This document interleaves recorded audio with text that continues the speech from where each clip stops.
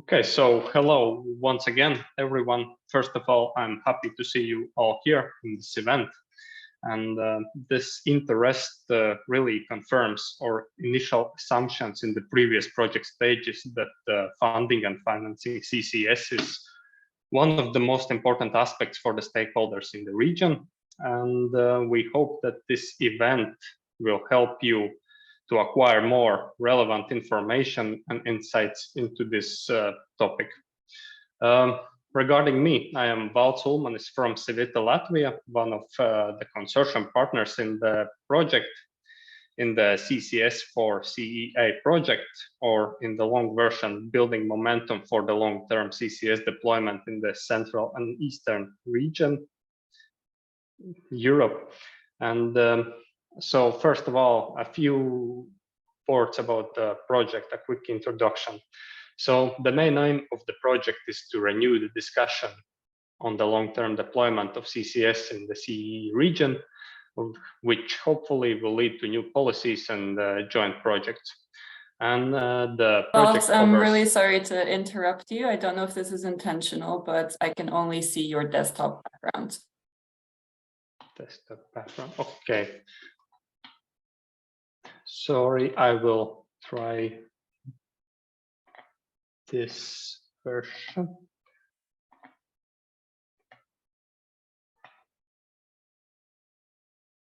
Yep, that's up now. Can you see? Okay, great. Yeah, so as I mentioned, project covers 11 countries and with support from expertise partner from Norway. And the project is funded by Iceland, Liechtenstein, and Norway through EEA and Norway Grants Fund for Regional Cooperation. So a few words also about project phases. We are right now on the final stage of the project. Previously, we assessed the current state and potential of CCS in the partner countries. After that, we developed roadmaps, and right now, the stage we are in is supporting implementation of roadmaps through networking and capacity building. And yeah, more information about the project and publications is available in the project website. Shortly about agenda, today's event will be divided in two parts. First part will be related to funding mechanisms for incentivizing CCS deployment.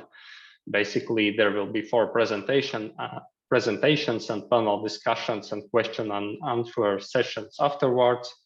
It will be followed by a short break, and the second part will be more related to securing funding and financing for CCS projects. There will also be 4 presentations and also panel and discussion part afterwards. A bit more about each of the part will be told shortly before the part starts. And few so-called housekeeping rules for your information. The event will be recorded and the recording will be available afterwards. Questions for presenters will be covered in this final part, which is panel discussion and Q&A part at the end of each part. So yeah, please use the question and answer function you see on the screen to post questions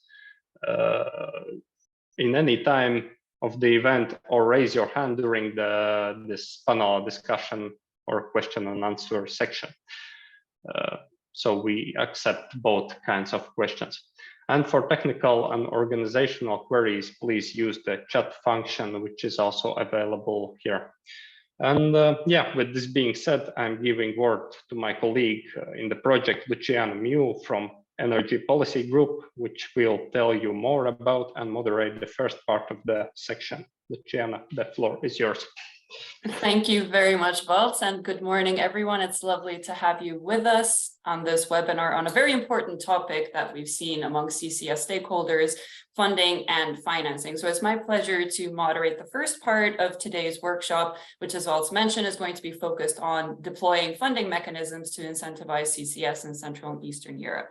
So without further ado, it's my pleasure to introduce our first speaker. We have Daniel Kitcha, Investment Policy Officer for Low Carbon Solutions in DG Klima at the European Commission. Daniel has significant experience in working with innovation carbon and investments in low carbon solutions. He's regularly spoken on the topic of how to instrumentalize EU funds for deploying CCS projects, and he will talk to us today about EU investments in CCUS deployments. Just quickly bring up the presentation now.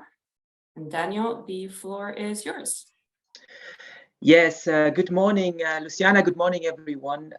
Very, very happy to be here. I have been speaking to this project, I think, some months ago, or maybe even a year ago, and we're really looking forward to this project. So we wholeheartedly support it and want to see it flourishing. So I have brought a short presentation where I wanted to tell you what we, from DG Klima point of view, are doing for deployments of CCUS technologies. And if you could go to the next slide, we dive just into that. So my main topic is the Innovation Fund. I'm sure you are all aware of it, but just to say that the Innovation Fund has been renewed, has been growing a bit after the agreement on the new ETS directive. It is still a very much important net zero and innovative technologies funding mechanism. We reckon we will have around 40 billion euros to invest in the decade. That's based on a carbon price. Why is it based on a carbon price? Because actually we take the money from the carbon market. That is to say, we reinvest what companies have to invest in emitting into solutions for actually not emitting, for avoiding. And in this context, carbon capture and storage is one of the 5 pillars that we really look at. We don't see it as a sector. You might wonder, why do I not see this often on the slides or on the overviews? It's because we consider it a technology.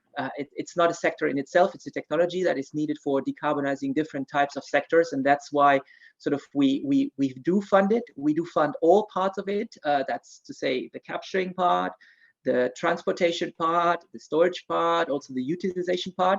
So this is our main funding instrument. We have, if we go to the next slide, so far the fund exists since 2 years. We have awarded around 70 projects in total, so on all technologies. We had 750 proposals, that is applications. There are some applications here in the number. There are some that have applied twice already. This shows, actually, in our minds, it shows the demand and the ambition to decarbonize our industries in Europe. And quite a chunk of these projects have components of the CCUS value chain in them. So in a way, we do a lot of things, but we see that there is even more demand for this. And that's, of course, a good sign for our decarbonization of industry. If you go to the next slide, this is the map. The sort of the little icons are not 100% sort of accurate. It's difficult to cramp it all onto the map, but what it does show is a little bit, I think, for today's discussion, we have less successful projects, fewer successful projects in the region that we are talking today, and this is something we are sort of really conscious about. We are interested in getting applications from all member states, that's for sure. We have a strict system of selecting the best projects. We have 5 eligibility criteria.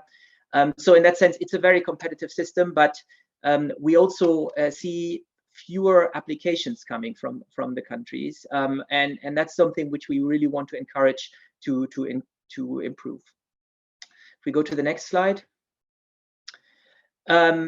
just to give you 2 examples, actually sort of from the region and from outside the region, where we have projects that cover big chunks of the value chain, and are in similar sectors where we see that we are in the heart of what we try to do with CCS in the European Union, which is to decarbonize hard-to-abate sectors, those sectors that don't have an alternative to produce their produce and do it with electrification, for instance. And this is something which is where not only we we support these projects, but we also see the value chain being created literally as we speak. There is storage sites developing in the European Union. There is capturing sites being developed in the European Union, and all of this is starting up a market which isn't there yet. So there are challenges to these projects, but we cherish them, and we really see them as front runners, and they make us aware of what else needs to be done. And this is very important for us in the Commission to get a sort of reality check into the policy making process. On the next slide, there is the good news from last week. Sort of the 3 billion euro call, large scale call, closed last week on the 16th. And in the call we had 3 billion euros. This was sort of almost tripling it was doubling what we had done in the first 2 years in just one call. And the call had new features to it. What you see here on the screen is what we call topics, which were oriented towards the Repower EU priorities. Repower EU being the overall framework of addressing the energy crisis that was caused by the Russian aggression against Ukraine. And in that sense, we had another large-scale call as before, which is called General Decarbonization on this slide with 1 billion. We also had a specific topic for industrial electrification and hydrogen. For the first time, we had a specific topic for clean tech manufacturing. And also for the first time, we had a subtopic for pilots. Pilots being the deployment of the same type of innovation that we fund in the other topics, but at an earlier stage in the deployment. So not built out, not deployed, and then to operate for 10 years like we require in the other topics, but maybe for the first time build out in a scale that wasn't done before, but not built to a spec that would be staying for the next decade, but it's actually a pilot to see, does it work in this scale? And we are pretty happy about the proposals that we have received in terms of the numbers. It's very early days, so I cannot speak about what type of projects exactly and how good they are, because we have just started the checks of, in particular, also admissibility and eligibility. But what we see is and what is sort of for us an important learning, even though maybe not necessarily good news for all the applicants, is the oversubscription rates that we see. So the biggest oversubscription rate is in a general decarbonization topic, which includes CCUS projects. Then we have also electrification and hydrogen being oversubscribed, which is also good news for the sector that we're discussing today, because before we had this specific topic, all these projects were also in the general topic. So in a way, we have sort of separated them out, but also each topic has 1 billion. And also on the new topics, clean tech manufacturing and pilots, we have oversubscription. So that means there is really a demand in member states from to deploy these technologies. And yeah, I would say I'm really hopeful to see a lot of CCUS projects among the 98 proposals in the general decarbonization topic. On the next slide, I can show you already sort of a tentative mapping about the distribution of these applications. So you see there sort of a color scheme which is pretty green, so not sort of absolutely clear. But you see that it's lighter in the area that we're discussing today. So we have projects, and there is projects from everywhere in the Union. That's very good news. Also, I think it's a first for us. But we see that certain areas have more sort of more projects, and in some ways we were expecting this, because there are real applications. There are projects that have tried before and try again, which they should, So in that sense, we see a pipeline emerging, and we see a pipeline repeating itself.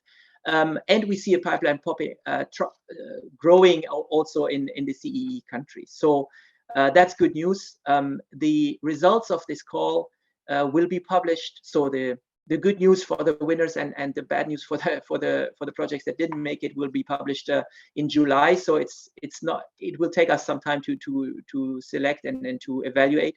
But okay, we'll see it in the summer. Next slide. So the other thing that has happened just yesterday is that we launched another call. So the large scale call closed, and we open a new call. This time a small scale call.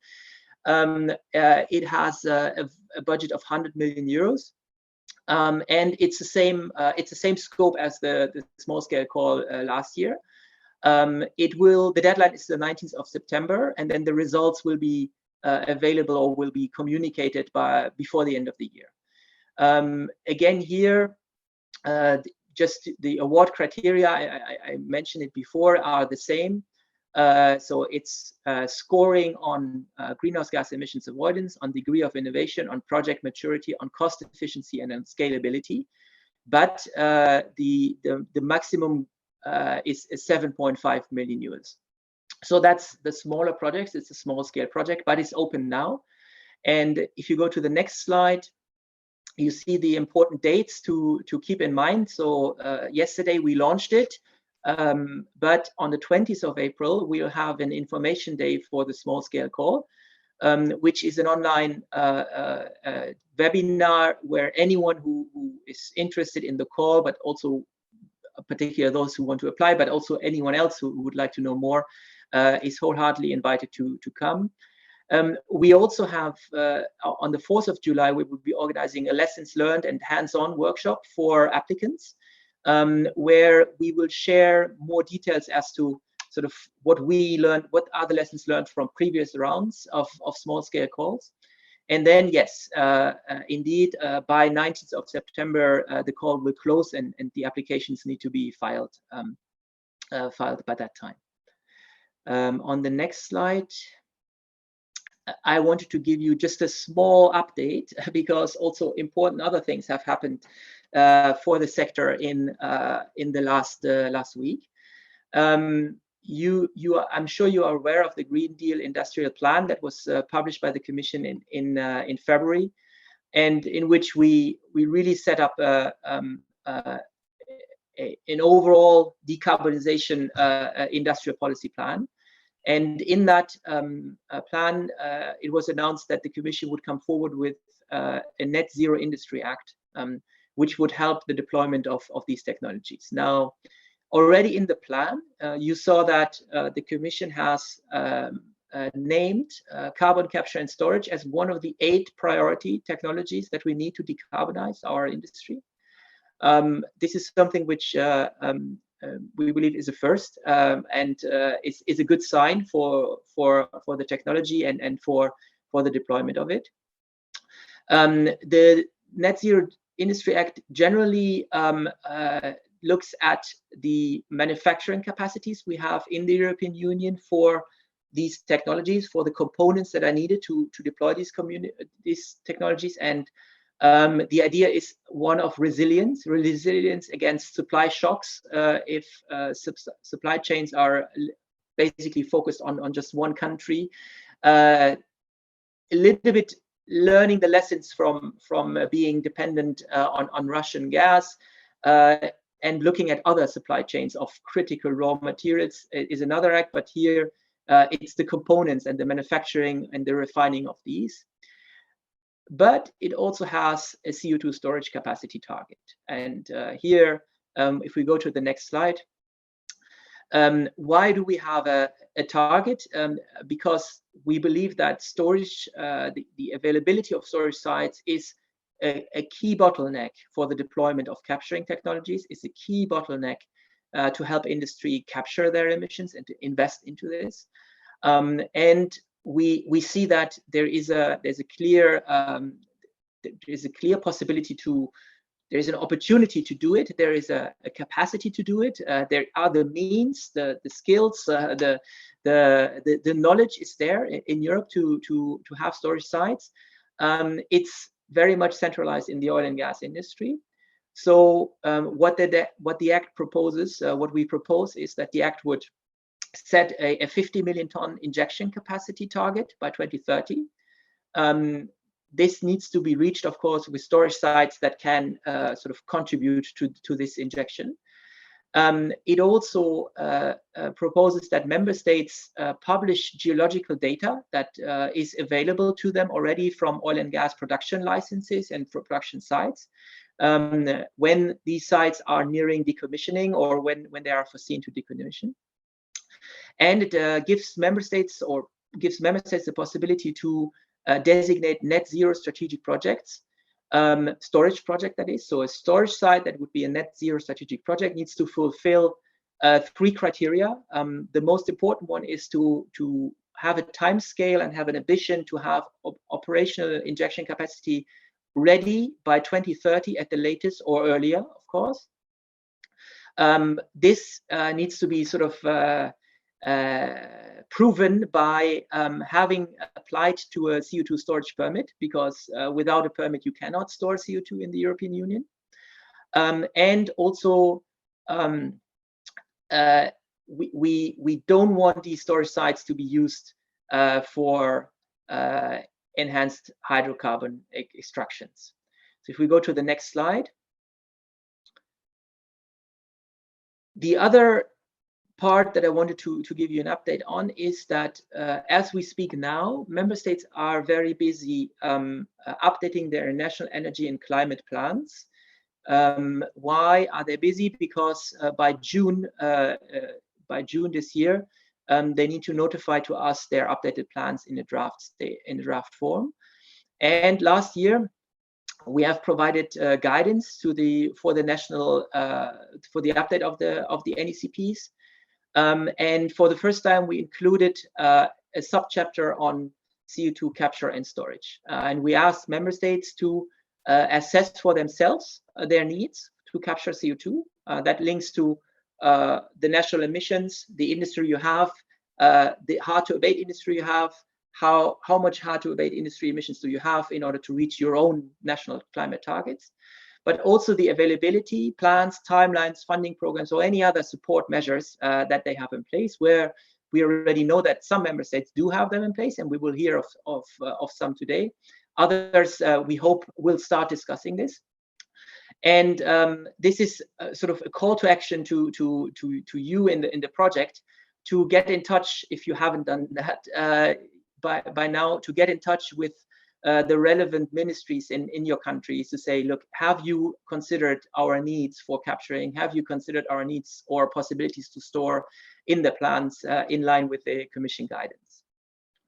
And another thing that we are working on with member states, so quite a bit of work pushed to the member states this year, is that we need to evaluate or to report on the implementation of the CCS directive. And this is important because in some member states, there are still legal barriers to store CO2. And here we have asked member states to report to us their implementation of the directive, which includes, of course, is it transposed? That we know it is in all member states, but also we have asked, so is there a regulatory framework in place where operators can apply for a storage permit? What are your measures on this? What are the results of your geological services, etc.? And this is something which has been sort of set in another questionnaire, which is now in the hands of member states. Another deadline in June. We hope that this will give us updates on some member states where 4 years ago, when the last implementation report was done, there was still a prohibition of CO2 storage in those member states, and we hope that we see these developments that have happened in this report. And then at the end of the year, we have to report to Council and Parliament with a summary report, which would be based on the national reports. So I think this was a lot of information. There is one thing that I can tell you concretely in how can we actually help you directly if you develop a project, and this is advisory support. It has a cryptic name. NER 300 is the predecessor program to the Innovation Fund, so it's still being rolled out under this framework, but it is specifically geared towards financial advisory, tailored to project needs. So the idea here is if you have a project that is already ready to go to financiers, ready to go to banks, etc., but would need some support to structure, to present itself, etc. This is an address that I can wholeheartedly recommend to you. Get in touch with the colleagues in the EIB. The EIB is our implementing body, so to speak. The team in the EIB is working on this, and there is a website. You find more information about what to do, but there is it's a very low burden. There is no no selection procedure. There is a questionnaire to be filled in, and we are keen to help projects to develop. This can go then, of course, towards an innovation fund application, but maybe also to an application to a national funding scheme, or even if it is already mature enough, to funding from commercial funding banks and financiers. So I think this is my last slide. I hope I was not too long. There's more information available on our websites. Also, there is a ClickSense dashboard if you want to dig deeper into the projects that are already funded. There's a very nice website done by our agency CCS, where you can see more of what has happened in the last 2 years. And then, of course, as we go along, and I'm of course very happy to discuss any of this with you later in the panel, and I hope this was useful. My slides will be available to all of you, yes, I would stop here. Thank you very much, Daniel. That was such an insightful presentation, and I'm sure it was very welcome to hear, particularly given what you were mentioning about the oversubscription to the Innovation Fund. I'm sure a lot of participants will put their hand up to ask, how can we make our project stand out? How can we get more applications in? But how can we ensure that they're successful in such a competitive environment? So thank you. It's now my pleasure to introduce our next speaker, Dimitri Koufos, who is Head of Sustainable Business for Industry, Agribusiness and Commerce at the European Bank for Reconstruction and Development. He's been with the EBRD for over 13 years, working on energy efficiency, climate change, and resource efficiency, and will now take us through his presentation on CCS and the EBRD. Dimitri, the floor is yours. Thank you very much, and good morning to everyone, and pleased to be here on this panel. And let me just share my slides first of all. So just to, as an introduction,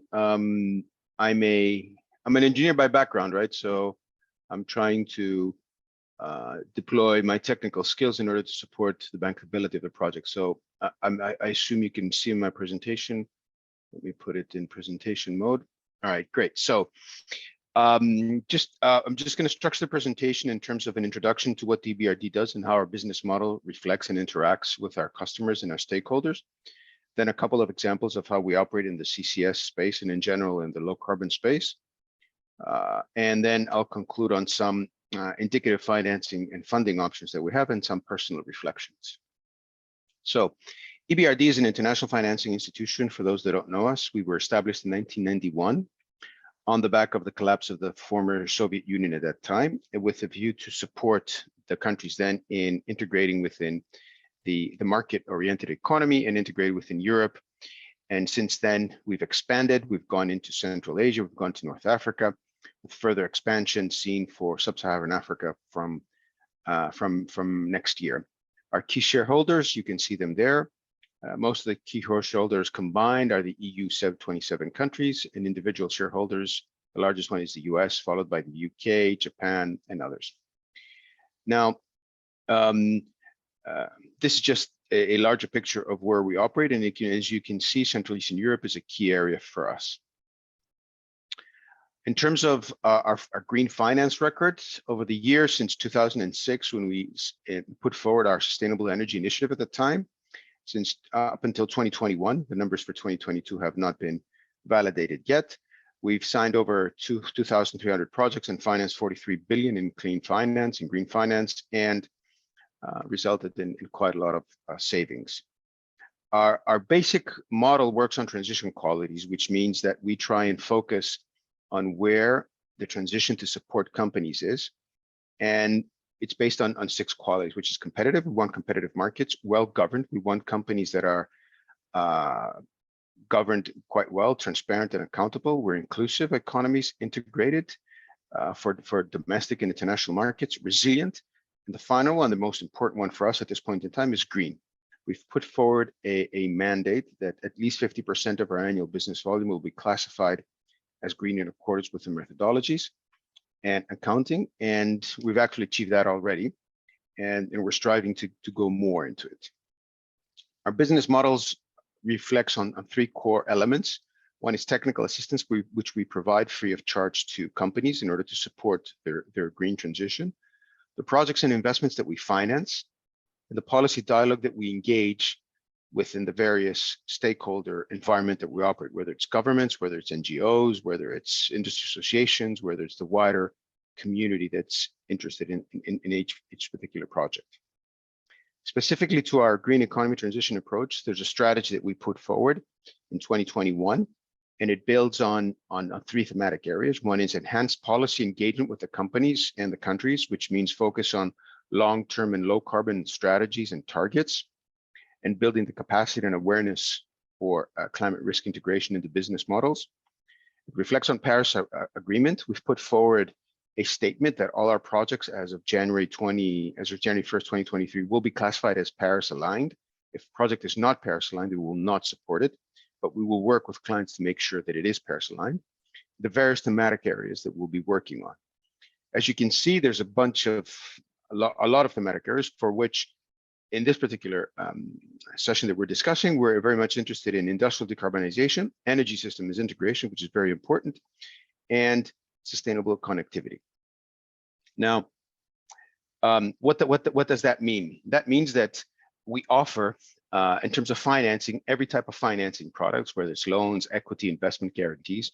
We mobilize commercial resources and other donor funds, and we support companies in developing their green financing or sustainable financing framework with supporting the issuance of green bonds, ESG bonds. We provide concessional financing. We are a recipient of a lot of concessional finance, and I'll explain a little bit better within the EU context what that means. And that would be able to support projects such as CCS with more preferable terms than you would find commercial banks, as long as they are needed. And it also includes some investment grants, some incentive payments, first loss covers, guarantees. Now, the policy dialogue, I mentioned that we work with governments and the wider stakeholder community in promoting the green agenda, and specifically for CCS. And on technical assistance, we support companies in developing low carbon pathways, feasibility studies, technology roadmaps, resource efficiency audits, climate risk assessments. So as I mentioned, a particular focus for us is Paris alignment, and on that statement, everything evolves around with that. And the key model that we interact with clients is developing low carbon roadmaps. That is identifying a specific realistic set of investments in order to reduce their carbon emissions within a certain policy framework and provide a long-term trajectory. One of the most prominent low carbon roadmaps that we've developed is the ammonia technology roadmap that we developed in cooperation with the International Energy Agency and the International Fertilizer Association, where this was a global one. And the objective was to establish a decarbonization trajectory for the industry and its effect on total output, energy demand, market analysis, market assumptions, and some key downstream practices. The output of this, as one can see here, is that the various technologies that will play a catalytic role in transforming is hydrogen and CCS, right? And we could do that for every industry, for every company, and provide that long-term solution that will provide comfort to us that the project is Paris aligned. And key here to note, where I put it here, is that CCS is a cross-sectoral theme across all the hard-to-abate sectors, and is a critical technology that requires specific measures to be in place. Now, on a global scale, just to understand what that means, it's a massive set of investments, right? We're talking about big numbers. We're talking about 10 to 15 billion per year, every year until 2030, right? And here you can see the critical sectors which will need to be deploying CCS for them in order to be Paris aligned. And you can see it's iron and steel, power, petrochemicals, cement, direct air capture. So all the major hard to abate sectors need to deploy CCS at a mega scale. Some of the policies and funding mechanisms at the EU, the previous colleague covered them quite well. I'll just mention a couple more, which we think are important, such as Connect for Europe facility, Horizon 2020 and Horizon Europe, which provide also funding access to guarantee research and some funding access for transportation. And I've highlighted here some projects that you might be looking into to understand how you can support, how they can support you. But as the previous colleague mentioned, there's a plethora of applications going forward, and it's going to be a very competitive environment through the Innovation Fund. So other funding mechanisms and new financing instruments will need to be developed and understood so that the new business models can come forward. Some of the critical actions that need to happen by 2030 in order to promote CCS as we think is commit to volumetric targets, as the EU has done, introducing carbon pricing along other policy mechanisms. The EU has done it, other countries have not done it, and neighboring countries to Central Eastern Europe have not done it. The technical laws and regulations, which are stipulated quite well in the EU CCS directives, and critical is public acceptance. Now I'm putting this forward because in the previous NER 300 that the colleague mentioned, public acceptance was not there. And in certain cases, public acceptance actually stopped projects, right? And stopped projects in Western Europe also. So we need to be mindful in that and work with the local communities and provide that critical stakeholder engagement to facilitate CCS coming on board as a major technological option. So I'm not going to prolong any further. I'm just going to summarize what the EBRD can provide. EBRD can provide technical cooperation facility to support project preparation. That means that we have donor funds available. So if a company comes to us, we can work with them in doing a feasibility study, doing a market analysis, doing a capture analysis on how CCS can be integrated in their long-term carbon solution alongside a low carbon pathway trajectory with a commitment to net zero. We have access to certain EU funds, such as InvestEU, EFSD+, and we can support those and bring those in parallel to our financing to accommodate the funding structure. We can support applications to the EU Innovation Fund, to the EU funds, to the Innovation Fund, or for the Connect for Europe facility, etc., by funding the actual submission process, along with preliminary funding structures, developing viable business models. The preliminary funding structure is important because when you submit your application, it's quite important to put forward how your funding structure would work and what would be your key funding partners. This is where we can actually help.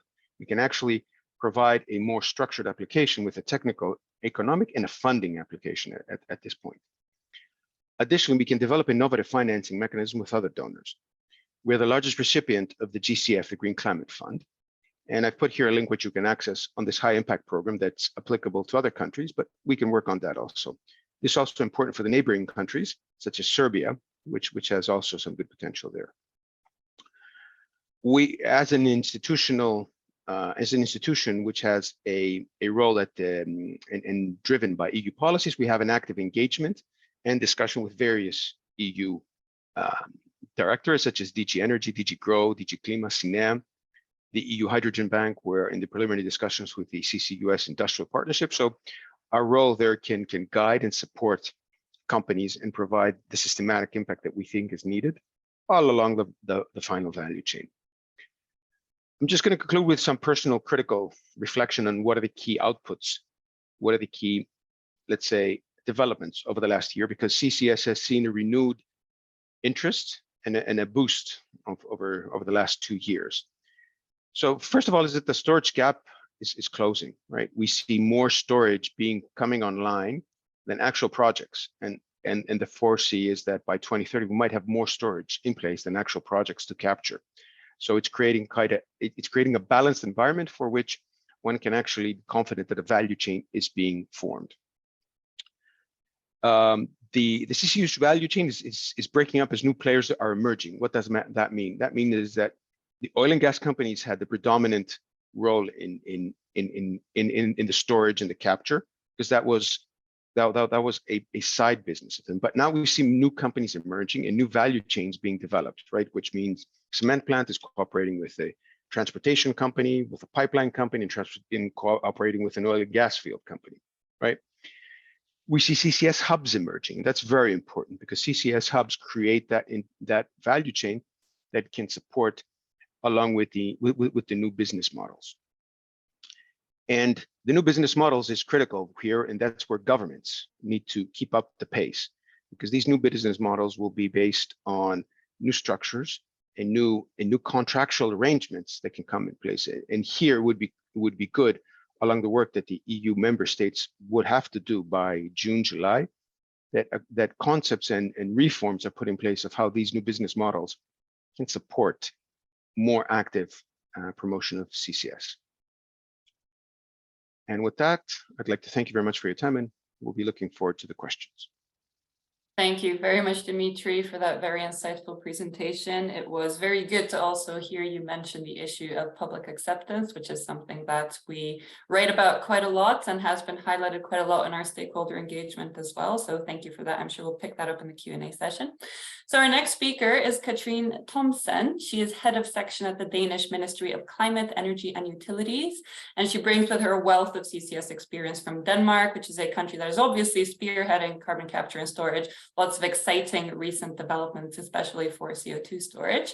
And Katrine will take us through her presentation on subsidy schemes for CCS in Denmark. I'm just going to pull up your presentation, sorry, Katrine, real quick, and we can get started. The floor is yours. Thank you so much. And hi, everyone. My name is Katrine Thomsen, as Luciana mentioned. I'm a deputy head of department leading our CCS team here in the Danish Ministry of Climate, Energy and Utilities. Today, I just want to briefly go over what we've been through on CCS for the past 3 years here in Denmark, and especially highlighting what has happened when it comes to implementing or developing a subsidy scheme for CCS in Denmark. If we move on to the next slide, I just want to briefly mention that basically before June 2020, there wasn't many people in Denmark knowing about CCS and seeing it as taking a crucial part of creating a roadmap toward net zero.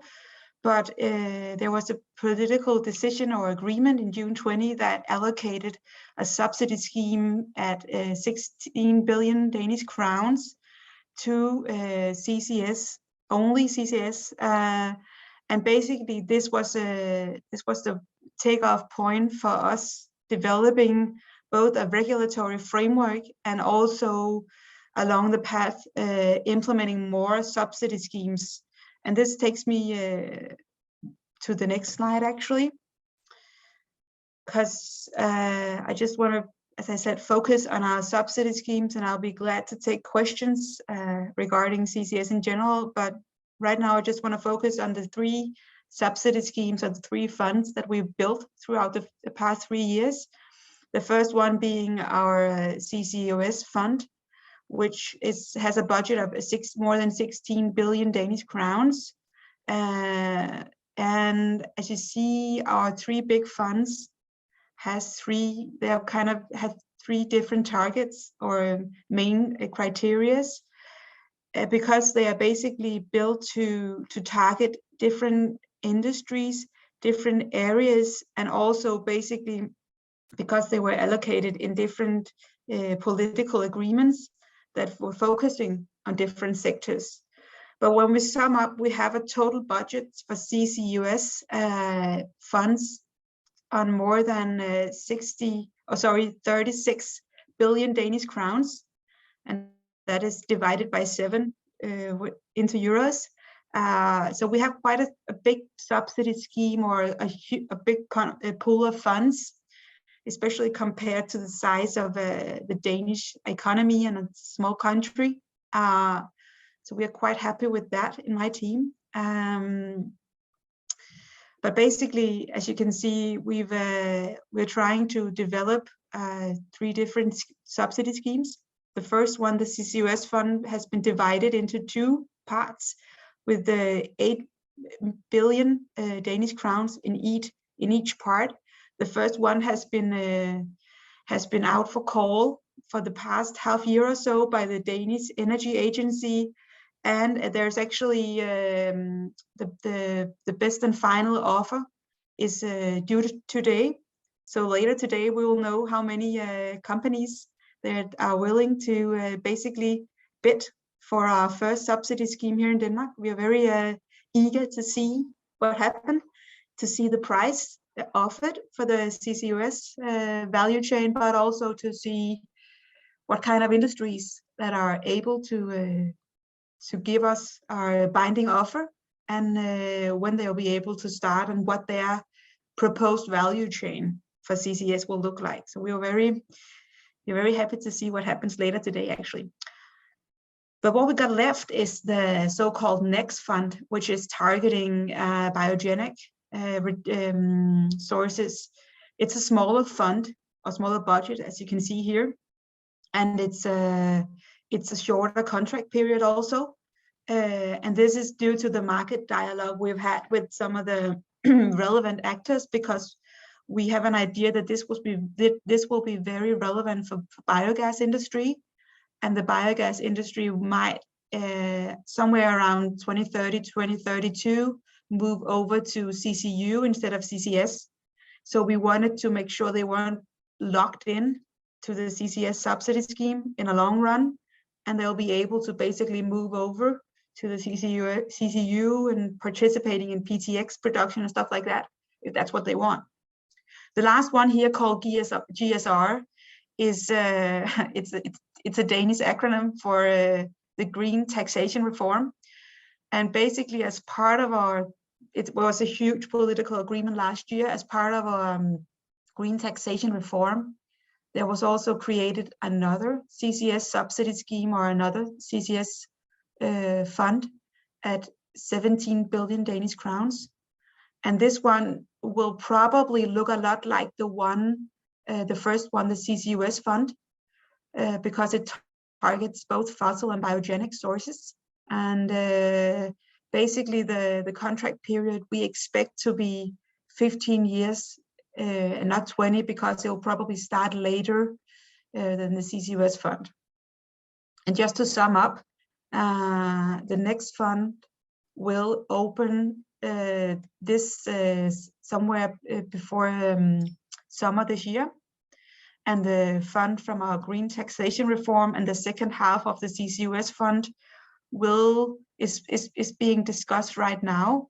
Basically, how the details of the call or the tender should look like, and when we will open the tender, or the Danish Energy Agency will open the tender.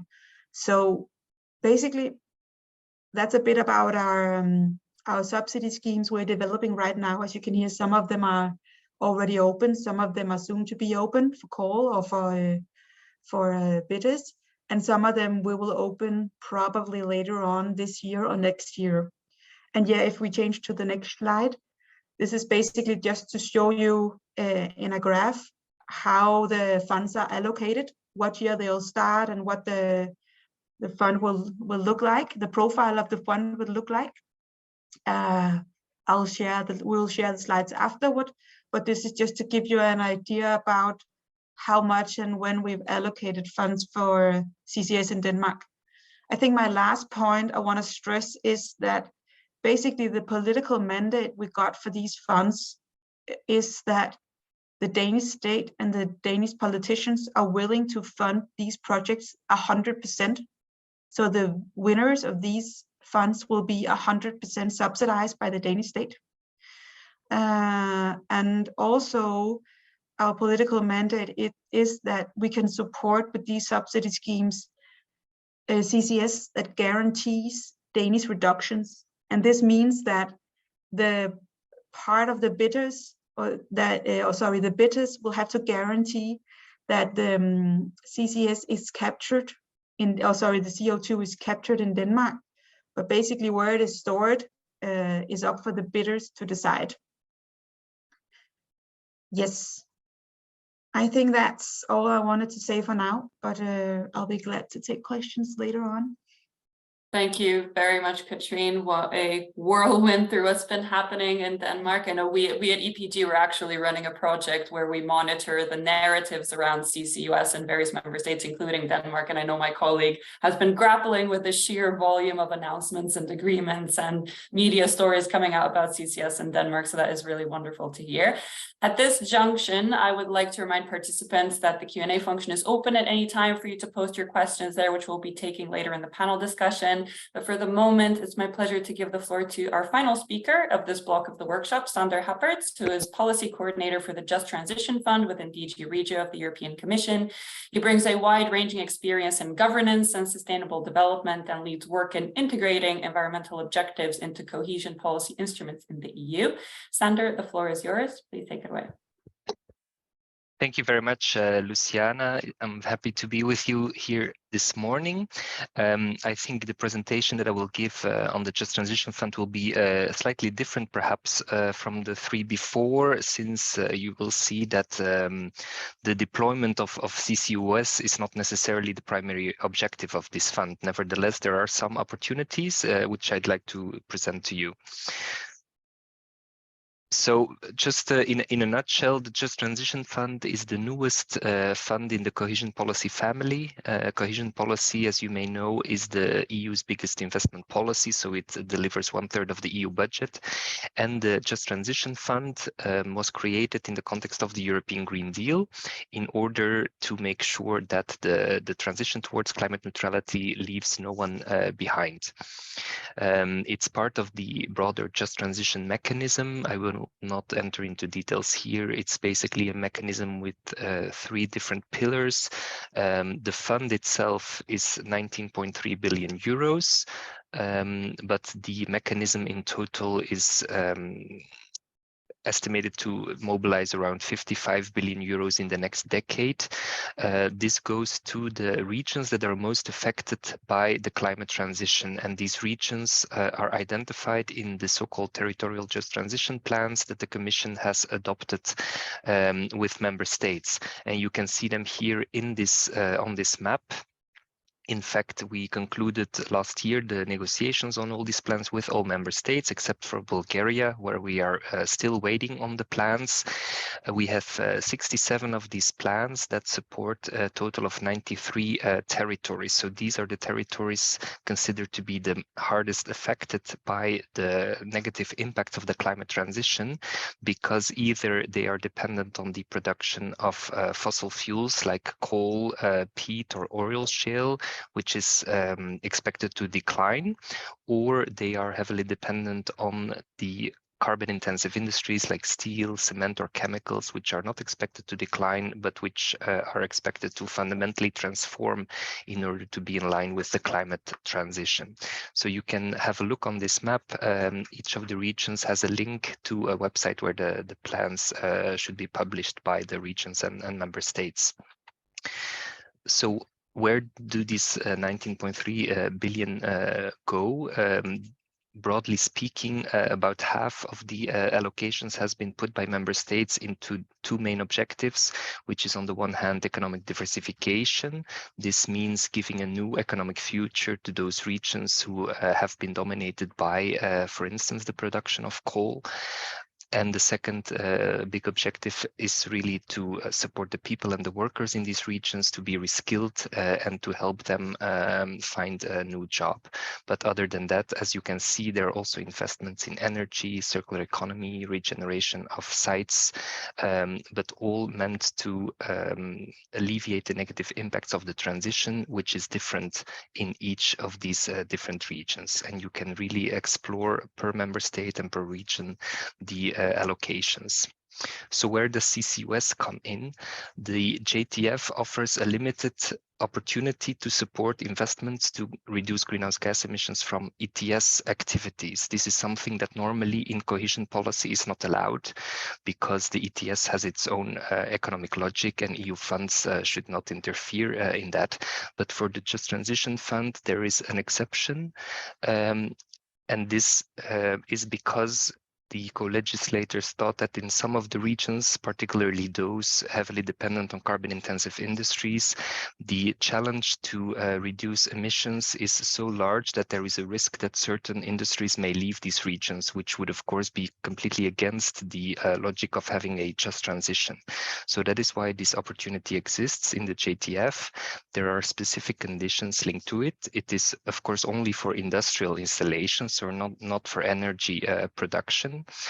Each of the projects that we approve need to show that they reduce greenhouse gas emissions significantly below the ETS benchmark. So any normal improvement of emissions that would automatically be triggered by the ETS cannot be supported by the JTF. It really needs to go further. It has to be demonstrated that the projects are needed to protect a significant number of jobs in those regions.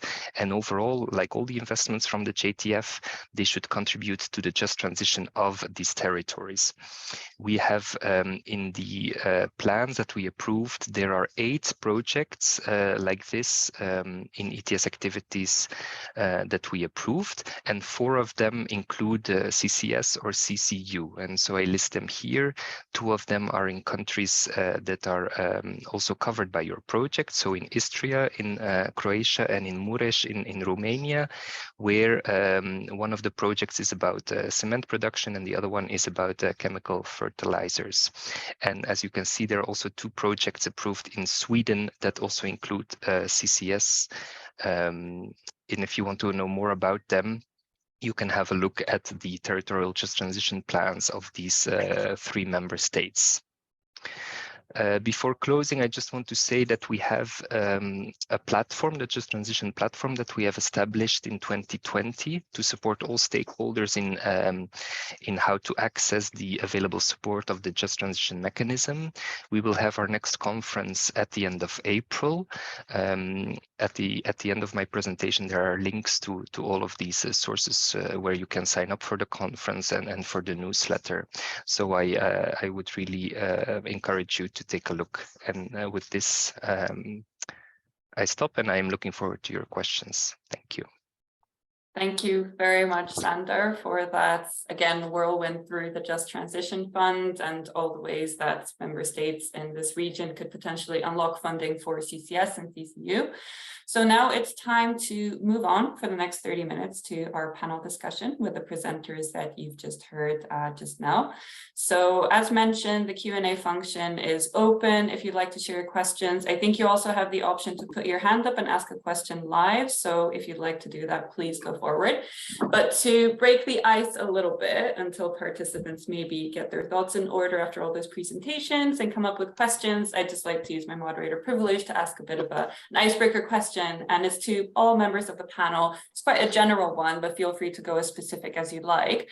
It's about national authorities in the member states in Central and Eastern Europe. What do you think are the critical elements that are needed for these authorities to set up effective funding frameworks for supporting CCS projects? Now, this could mean both for more effectively drawing down EU funding, as we saw from Daniel's presentation, there is a paucity of applications for certain EU funding streams from these member states, but also for setting up specific national schemes. So here I'd be quite interested to hear from Katrina's perspective as well. So yes, the question overall is, what should national authorities and CEE member states be doing to effectively fund CCS in these territories? I can just set out Please. by giving my brief ideas and then pass on the floor. I think first of all, it's very important to set a clear regulatory framework, because basically a lot of these actors participating in the full value chain of CCS, to us at least, have said that before we can develop these bids for your subsidy scheme, we need to see a clear framework so our investors will allow us to invest into this. Because even though you're willing to fund us 100%, we need to invest to give a bid. And we can't do that if there's like no clear regulatory framework. And just to give an example, only last year, it was illegal to store CO2 in the Danish subsoil. But in order to basically give political signals with the funds we allocated, we made sure to write a clear message in our political agreement that we will enable CCS in Denmark.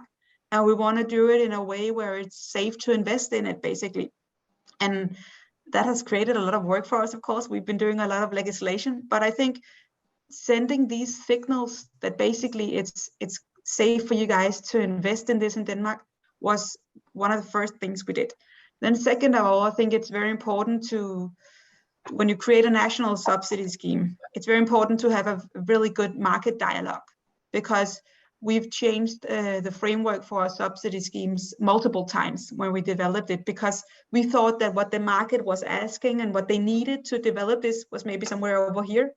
And when we started that market dialogue, we realized that this is what they need and want from us in order to basically be willing to put in that bid for our subsidy scheme, because it's huge investments also for them, even though we are willing to subsidize it. And then my last point, I think, is that we in Denmark are, and in the area that I'm in, the Danish Ministry for Climate, Energy and Utilities, we need to step up our game to help these market actors better understand the EU funds, because I think they need a lot of guidance from us in order to put in better bids for the EU calls. So that's one thing that we are actually right now trying to do better, basically to talk to the different market actors of CCS in Denmark on what they need to do to put in those bids for EU funds, because they find that a bit tricky. And I don't think it's because of how it has been put up. It's basically because it's different from what they know from the national arena and the national agenda. Mm-hmm. Yeah. That's great. Thank you so much, Katrine. Some very good points there. And I think the last one was quite a nice segue maybe to Daniel, who I see has unmuted himself and is eagerly waiting to jump in. So talking about institutional capacity for drawing down EU funding, what do you think is the primary reason behind the paucity of applications from CEE member states to the Innovation Fund in particular? Yeah, I think this is really a very big question that you put there, and I would like to pick up where Katrine sort of sent the baton to me. In a way, we have. I said we operate this Innovation Fund since 2 years, so that's early days, and we do the best we can to learn the lessons internally, but also externally for applicants. What we have learned is that there is a correlation between strong applicants, numbers of applicants, and an administration that supports projects before they apply. That's very clear. There are member states who take what we publish, turn it into bits and pieces, give it to the right people in the industries, in the circumstances that they need it. A cement plant needs to be talked to differently than a renewables producer or a hydrogen producer. These are very different things, but they are funded by, in the context of the Innovation Fund, the same thing. So that's clearly visible. So I can only encourage member states to do that. In fact, we are doing this. We have what we call national contact points, which are designated entities or colleagues working in national administrations who are sort of the direct link between what we do in the Innovation Fund and what should be then arrive in the member states. We are absolutely humble here. We see the challenge. We see the challenge even from everything we do is only done in English, and sort of having this sort of in the national languages is a big ask. But it's really something where we are working with member states. We have a revision now of the background documents that we need for the Innovation Fund because of the ETS revision, where we put more emphasis on this. Actually, we are developing a technical support mechanism for member states to then be supported by the Innovation Fund to create technical support for projects in this. And in that sense, I believe that also later on, I would hand this over to Sander, because I know that in the context of the regional funds, DG Regio has done capacity building programs for a lot of experience with the capacity building programs on different topics. But there's ways of enhancing the capacities of member states, governments, and administrations to do that. The second point I wanted to make is that, having said all of this, what we're discussing here is frontier stuff, is new ground for everyone involved. For us, for you, for member states, for the projects, for everyone involved. I was sitting on discussing on a panel some months ago where someone said to me, look, CCS and the value chain that we talk about is the best regulated market that doesn't exist ever in the world. And that's true. There is a lot of rules, ETS rules, other things that are already in place. But when it comes to the practicalities of capturing some CO2, shipping it to another place, then putting it underground in another place for another actor, and Dimitri mentioned the value chain and the different actors, this has not been done. This is new ground, and there is lots of permitting. That also means that all the people who need to contribute to these permitting and these rules have never worked together, maybe. They have for sure not worked together on that topic. So that this is a huge learning curve, and we are sort of admiring, I'm personally admiring what Denmark is doing, because they are running this learning curve in such a speed and in such a sort of scale that is amazing, which is sort of, we leverage that by asking the Danish colleagues to share their knowledge how they do that with in our bodies, where we bring the member states together. And we see that this is very much appreciated by other member states who are sort of in the early days of this. Maybe one last point, because there's also a question on this. Will the EU push member states to open storage sites in their country? Like what Katrin just said, a year ago it was legally prohibited. Now we have funding programs. I think member states have pushed themselves. Member states have agreed to the climate law. We have a trajectory to be carbon neutral by 2050. We have a Fit for 55 package, which was agreed last year in the ETS, which reduces emissions, reduces the caps, reduces free allowances for certain industries. Those industries now see very clearly why they would need to capture CO2, because of the rising cost just for losing free allowances. And in that sense, it's a question now about keeping the industrial base in the country, yes or no. And then it's a question, maybe you really need to talk to your geological services, really ask them, do we have the capacities in the subsoil? Not every subsoil is ready for being turned into a storage site. But there is more subsoil that could be done than what we have developing now. So in that sense, it's an industrial policy decision in member states, and that's the way we see it also, and we discuss it with member states. We need to keep the industries, and we need to decarbonize our industries. That's the thing, and the link for that, and Dimitris was very clear, sort of showing actually the figures, how this looks in the ground, in the big picture, not just for the EU, is that the choice is, yes, help your industries to capture CO2. If you have a storage site like Denmark, right next door, onshore, right next door, that's very good news for you. That's very good news for the costs that come with this for the long term and all of it. If you don't have that, make sure you have an idea where you would need to transport the CO2 and where you want to store it. And that's sort of the big picture link, why I thought it was useful to tell you about this new proposal of the Net Zero Industry Act, because indeed we do see that we need to have these sort of storage sites around Europe, but the decision to find storage sites, I think, is a self-supply decision that every member state would be wise to do. And I know I'm saying that fully under the control of Katrin, because I know the work, or I have at least been told the work. I don't know what they have done, but I know the results of what they have done, what the Geological Service of Denmark have done in order to underpin not just the practicalities, but also the political acceptability, the public acceptability of what's happening in Denmark. So I stop here, and maybe I hand over to Sander or Dimitri, whatever, whoever wants to go next. Thanks a lot, Daniel, making my job as a moderator very easy. I think moving to Sander first, to pick up on that piece about institutional capacity, really. So what are your thoughts from a Just Transition Fund perspective? Yeah, thank you a lot. I wanted to also come in on the question, your question really on national authorities, because Daniel referred to these national contact points that that exist and that are in touch with DG Klima.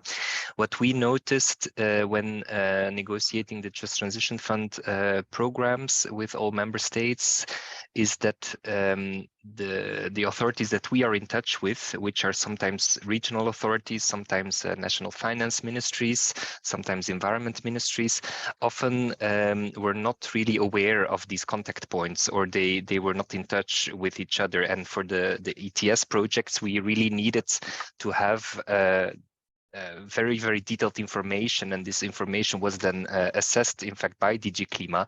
And what we noticed is that within member states, often the information was not shared, let's say. So this is for sure also an issue that member states need to deal with.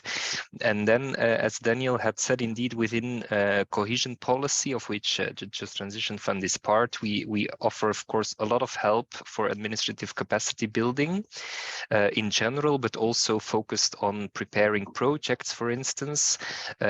So I would say that, you know, for these types of projects, if it could be supported by the JTF, I mean, there are lots of tools in place where member state authorities can really get help to prepare these projects. Of course, as was clear from my presentation, these CCS projects are not necessarily the highest priority for funding by the Just Transition Fund. So it would really need to be very, very clear that this contributes to the specific plan of a region to ensure a just transition.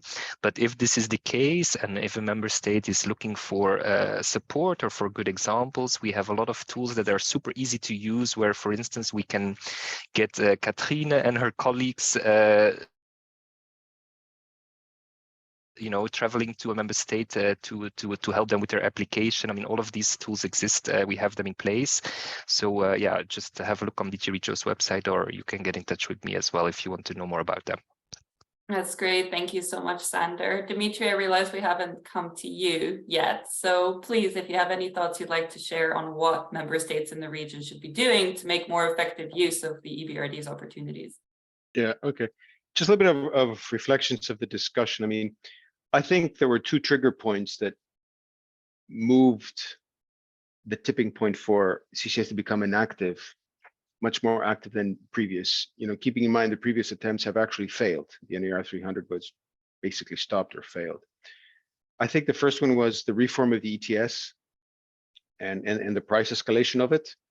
You know, going to a price of above 60, 70, you basically went over the break-even price for any type of abatement measure, and thus CCS became a very important option. The second is that within the industry, especially the hard to abate sectors, everybody understood that long-term commitment of the Paris Agreement, and as I showed in our low carbon roadmap for the fertilizer, CCS is one of the 2-3 critical viable technologies, right? And the earlier you do it, the more ability you have to access all those types of funds that are becoming available under the EU or any other international donors. And that's why you see these value chains appearing, right? So 5 years ago, you didn't have any shipping company wanted to build a CCS ship. Now shipping companies are coming forward, and actually the capacities of the ship are becoming much more larger. We had 5,000, now we're going 10. I know that shipping companies are putting orders for 15, 20, 25,000. Those are very important, and they actually reach scalability costs. We have interconnectors now, right, being discussed at European level, right? So all these things are being shaped. Now, I'd have to say that for the countries that we work in, considering the experiences that we have in these countries, there are three critical factors. One is institutional capacity at the government level, right? I'd have to echo what Daniel said of member states needing to be proactive and transpose the CCUS directive, understand the storage capacity and what business models can evolve out that under the industrial hub storage. That's one aspect. The second aspect is, financing in Central Eastern Europe is not that easy, right? And it's not a matter of lack of funds, but I think it's a matter of it's a matter of sponsors, credible sponsors coming in place. And we don't have that. So which means we don't have the large corporates that we have in Western Europe. We don't have the large funding schemes. We don't have the large banks to support them, and the banks don't have the capacity to do that. So we, as an institutional private development financing, we're willing to play that role, right? And as I said before, we're willing to support companies in their feasibility studies and their applications, willing to work with organizations such as Katrine's, or willing to work under the GTF and build that momentum and stakeholder value. That's the second. And the final third point is that some of these options, are do or die for some of these industries, right? And considering the context that they work on, either they do these things in the next 2 to 5 years, or they're just going to be wiped out, basically. So it is something that we need to seriously consider, even at the EU level, as part of the general industrial act of how do we promote Central Eastern Europe in becoming a critical industrial hub for the European value chains. Thank you. Thank you very much, Dimitri. And the final point on that this is a do or die situation for some industries, I think off the back of that, I'd really like to pick up on some of the questions I've seen come in the Q&A. There's one that's, well, it's more of a statement than a question, but I thought I'd like frame it a little bit as a question when we're talking about, the origin of the CO2 that we're talking about in CCUS projects, the pathways that are being used and so on. So I know at least within our organization, there's always this sort of debate about applying CCS to certain industries versus other industries. So in the work that you're doing, and maybe Katrine, to start with you, because you've got sort of separate sort of funding pots for different sectors and so on, what are the considerations on what CCS subsidies can be applied to? Are there considerations around certain types of industries? Is there, a thinking around carbon capture should not be applied to like fossil-based power, for example, or is it just a sort of, we're just looking at emissions reductions right now, and we're trying to be a bit neutral when it comes to the industry they're being applied to? Yeah, of course. I think first of all, it's very important to stress that our political mandate is that CCS is only to be used in hard to abate sectors in Denmark. And then of course, the next question is, what is hard to abate? And I mean, of course, this is probably not as clear to state as hard to abate sectors in general, but just to say that it's very important to basically, we've been asked that we can only use CCS in these sectors that has proven or shown that they have at least some part of their reductions that they cannot meet without building CCS into part of their going net zero program. And this is sectors such as cement, such as biomass for some of it. And I mean, this is a bit more tricky. And then it's in general waste incineration and heat production. So these are basically the sectors that we are targeting with our the fossil part of our subsidy schemes. Then the politicians, or basically the people we're working for, asked us to also build a subsidy scheme for negatives emission on the biogenic part. And this was to basically already build a path for the plus 100% that we are targeting right now in 2050. In Denmark, the climate target is to basically be minus 10% in 2050. So not only net zero, but to go below zero. And that's also why, that's also why CCS has been basically asked already now to build a path for some of these sectors that we not only know they are hard to abate, but we need to do more than to go to zero to reach this political target. I think that's basically the main framework we work with when it comes to deciding on what CO2 source to create a subsidy scheme for. Yeah. No, and then I just wanted to give one last comment that I think it's very important to when looking at this value chain, and especially in a forum like this, stress the importance of looking beyond your own national borders, because you can build a subsidy scheme at a national level that will support probably most probably will support a national value chain. But actually the first pilot project for CCS in Denmark was built without subsidy, and it was built with a CO2 being shipped in from Belgium. Mm-hmm. And so this shows that looking and enabling cross-border projects, I think, will first of all help creating the financing part, because it will also allow the projects to go up in scale. And secondly, it will allow different actors to work together that you cannot, maybe you cannot like find a full value chain for this project within your national borders. And especially as a small country as Denmark, this wasn't possible. It was basically made possible by a big multinational company that had a division in Belgium where they were already capturing CO2, and they were able to capture it and ship it to Denmark. Mm-hmm. No, that's a great point, a great reminder of the idea of sort of trans-border cooperation that seems to be so important. And it's definitely something that we look at in this project. I'm curious, Dimitri, if you have a perspective on this as well, the sort of regional cooperation dimension, and whether EBRD sort of looks more favorably in terms of project financing on to projects that involve more than one country, where we're really talking about the sort of trans-border collaboration. Well, ideally, we'd like to see that, right?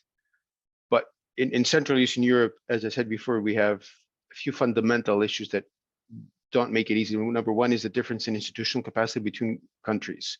So one country might be advanced, the other one might not be advanced, and therefore transport of shipment might not be allowed, although we would like to have it, might not be allowed. So we would be willing to play that role. That's number one. Number two is that even under funding mechanisms, financing mechanisms, each country has a different credit profile, let's say, which might not make it easier for the funding structures to be in place. So we're not in Western Europe, where basically, you know, Belgium and Denmark have more or less a similar credit profile, and credit to them. But, you know, a country like X versus a country like Y, even though they're neighboring, they might not have a similar credit profile, and then financing institutions might take a different approach at it. This is where the EU can play a role and catalyze it and bring in a certain type of cross-guarantee scheme, right, in order to support it. And the final point is the infrastructure. The infrastructure is not in place yet, which means we don't have interconnectors for CO2. We don't have transshipment, liquefations at certain ships or certain terminals to transport it. But that could be something that we could work on with various governments and sponsors in submitting applications as part of Connect for Europe facility. And you don't really need to have, you know, the hundreds of millions, because the majority of the CCUS value chain is on the capture side at the industrial site. We'd be willing to work on that, and, you know, multiple business models there could emerge. Yeah, no, thank you very much. And I see Daniel sort of nodding in agreement there. Do you want to come in? Yeah, if I may, Luciana, just this one point, because you mentioned this important point about power, CCS to power, biogenic CCS, and so on. I think our starting point is, of course, what Katrin mentioned. We have not just a commitment to net zero, we have a commitment to negative emissions thereafter. So these are clearly part of the game. But more importantly, I think let's not kid ourselves. It's what Dimitri just said. These things don't exist yet. They need to be built. So do we want to build separate infrastructures for this kind of stuff? No, let's have one. Let's have it filled. Let's have it financed. Let's have it filled. Let's have it a business case so that the infrastructures work, the storage sites work, the capturing plants are there. And then let's see, how do we utilize the CO2 in those infrastructures? And then it's questions about CCU, it's biogenic CO2 for CCU, etc. All these kind of things are very important. But in a way, there are a question that we need to discuss, of course, but they shouldn't stop us from allowing emitters to capture the CO2 instead of emitting it and putting it in a permanent storage site, which is what we do by the mere fact that we don't have the opportunity to do that. Even if you start tomorrow, you don't have a storage site. So this is sort of, I think, a reality check whereby, yes, these are important questions, but are these important questions the reason to not answer the question whether it's better to capture and not emit emissions already now, then keep emitting them until such a day when we have a very nice system that is very nicely separated between different streams of CO2, which we believe, I mean, we need to do everything at the same time. In this particular context, let's really make it real first, and then in parallel discuss this.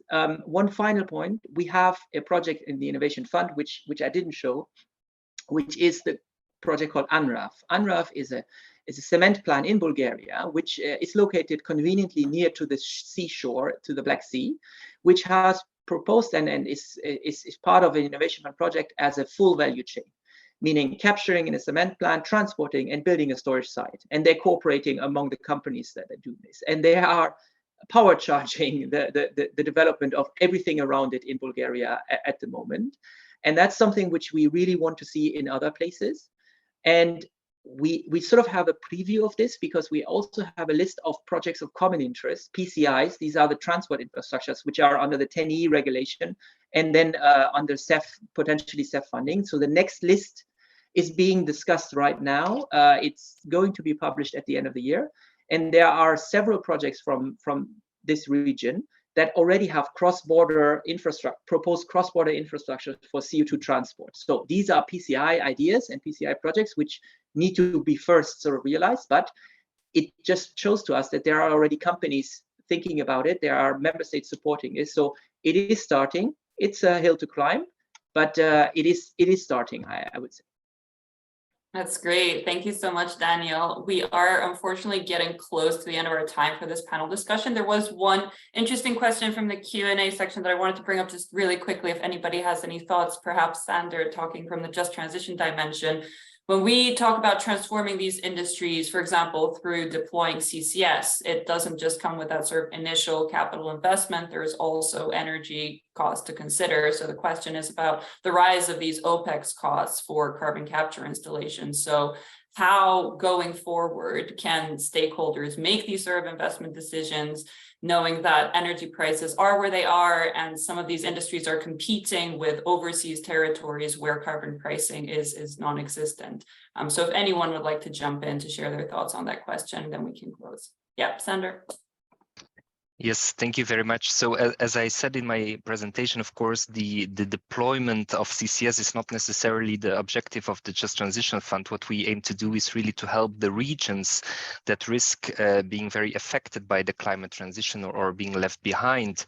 And in fact, I think that this Just Transition dimension is also something that we should keep in mind whenever we speak of the large scale deployment of infrastructure for CCS.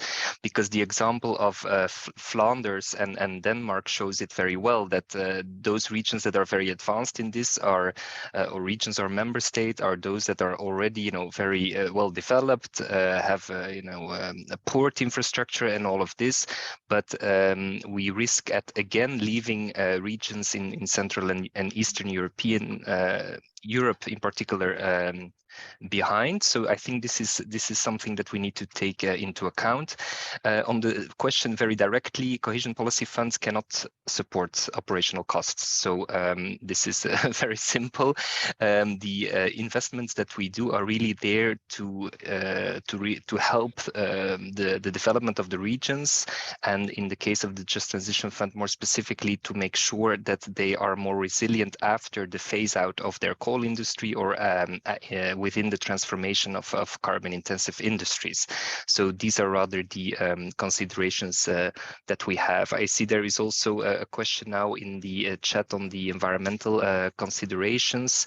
This is of course also something that we take very close to heart in cohesion policy, where we have this principle of do no harm, do no significant harm to the environment. So this is for sure also something that unfortunately we were not able to discuss this morning, but that is very important to us as well.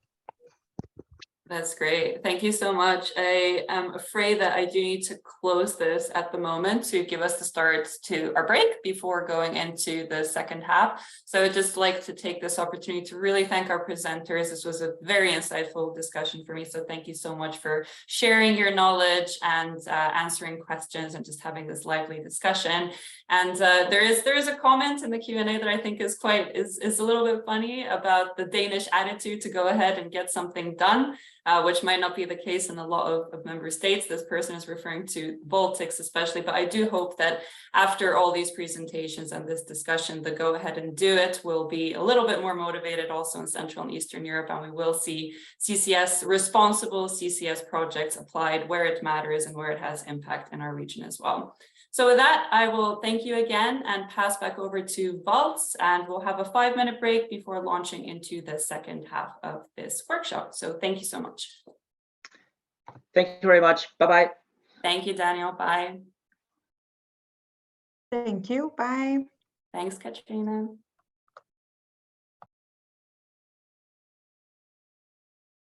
So I think we will meet back here for the second half at 7 minutes past 11 Central Time.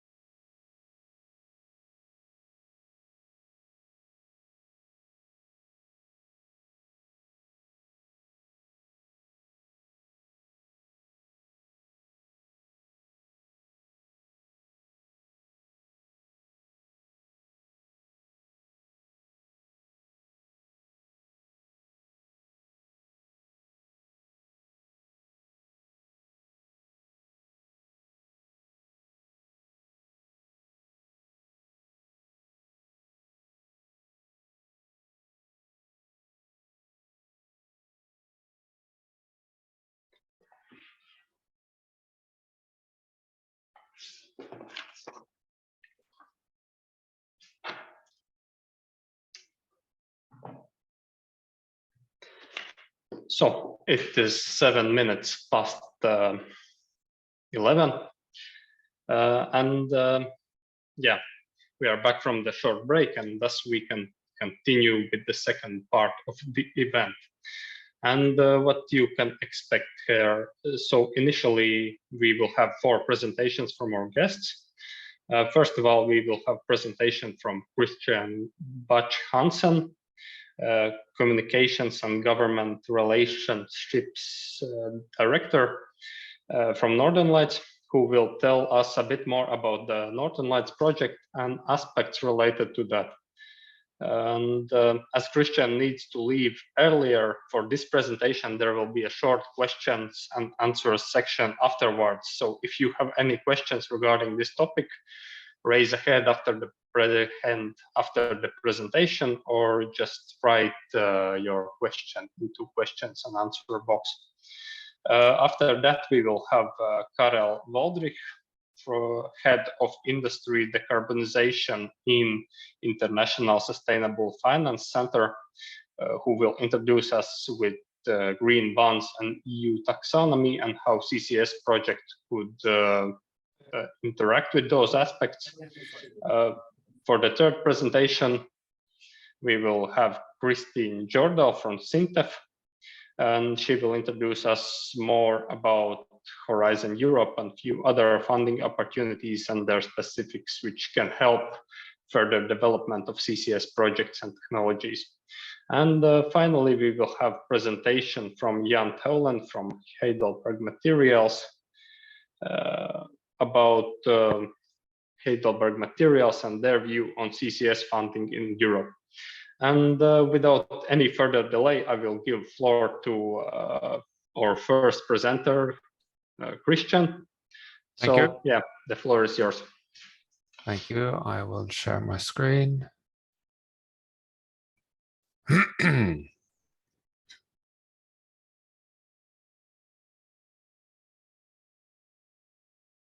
Let me see, come on.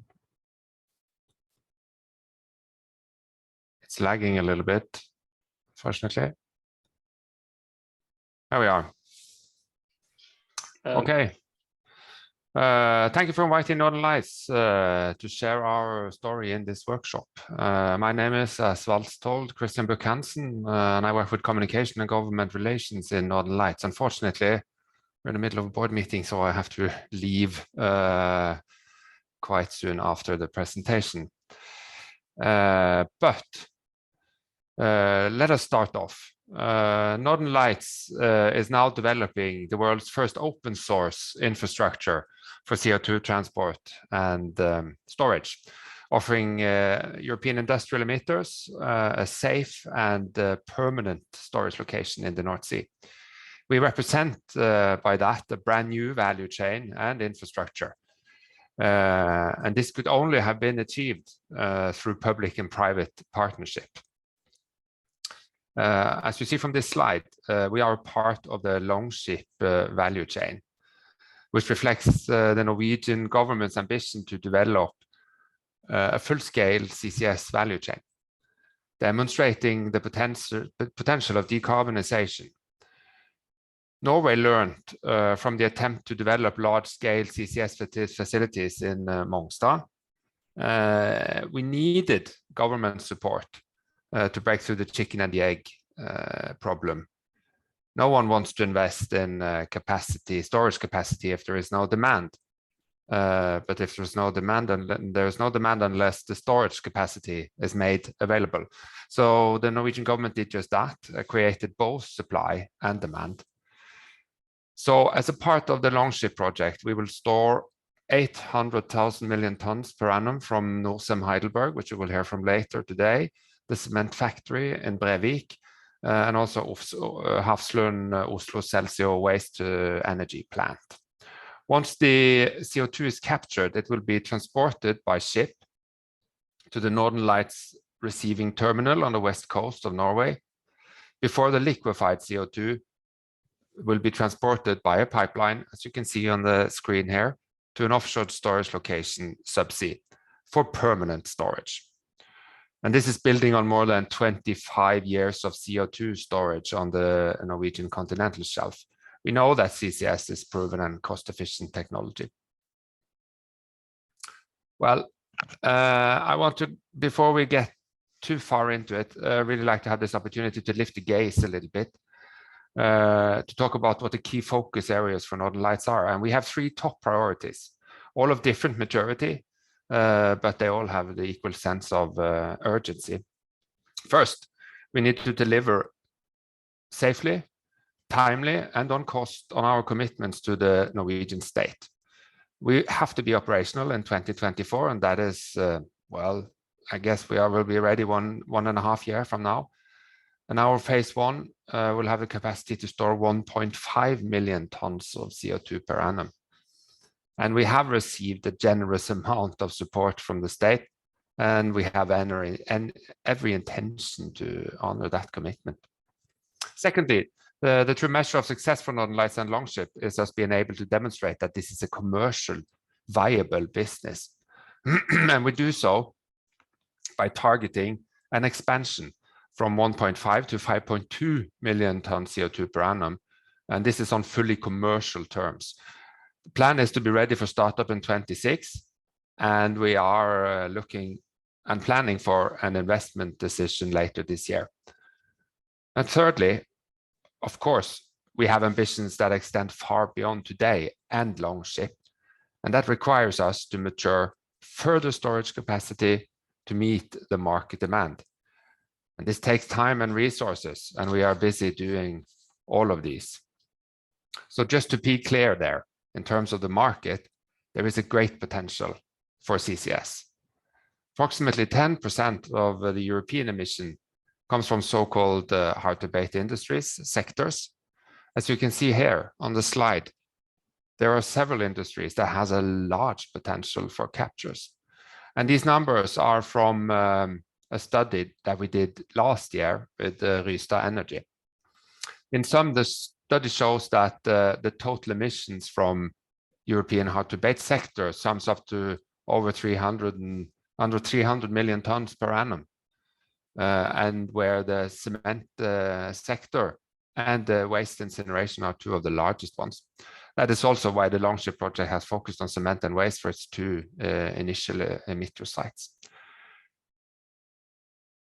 So, but what about the commerciality here? We are working hard to contribute in building the market for commercial CCS. And as you all know, this is regarded as crucial to reach our climate goals. We need to be commercial.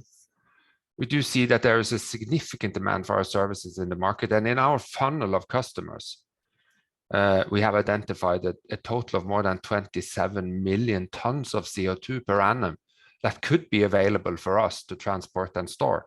And that being said, though, we need to get agreements in place to be able to do so.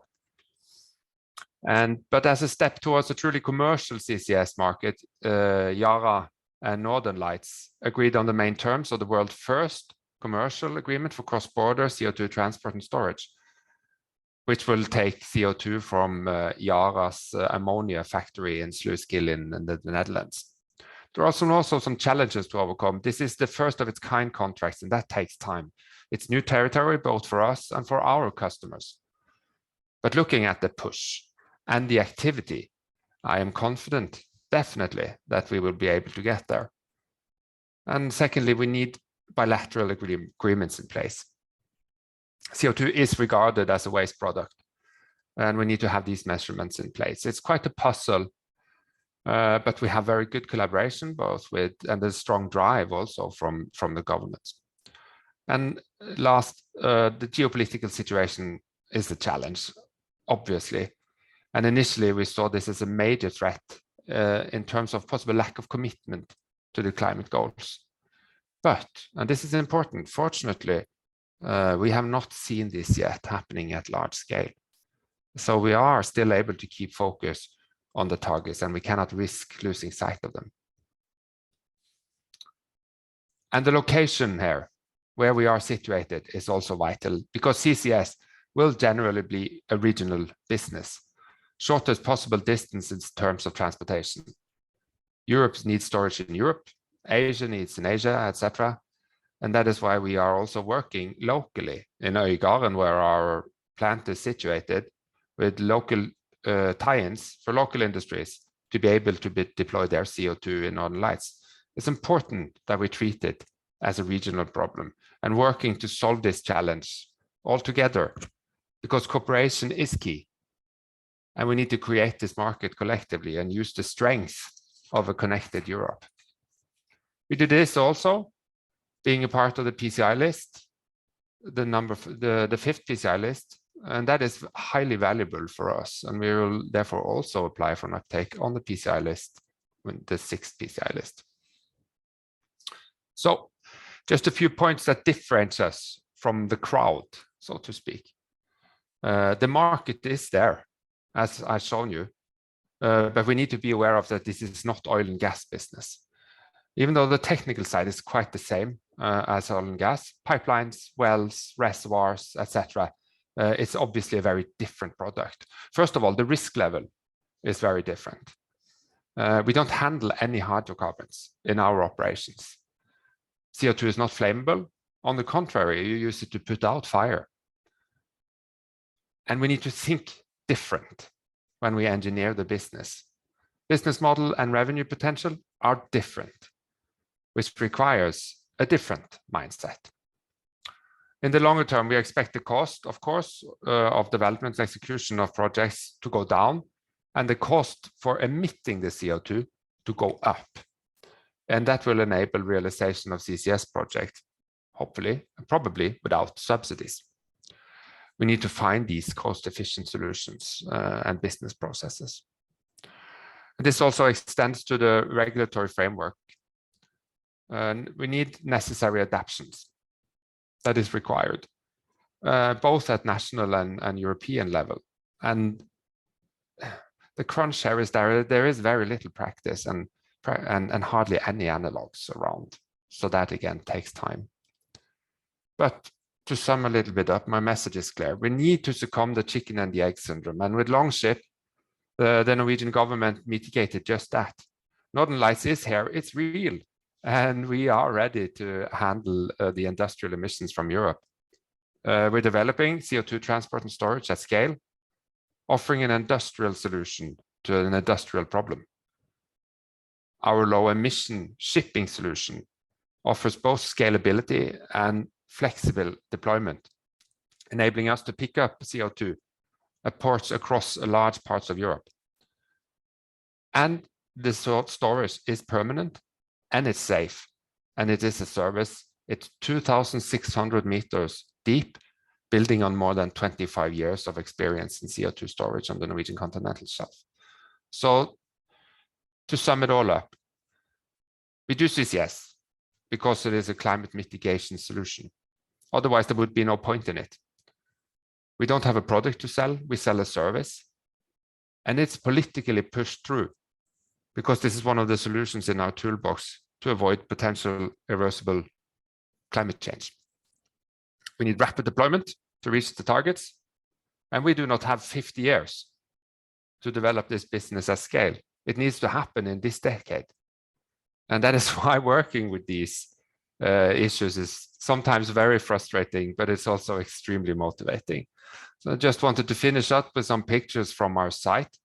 And just to be clear, we are 80% completed on the storage site, which you can see on the left here.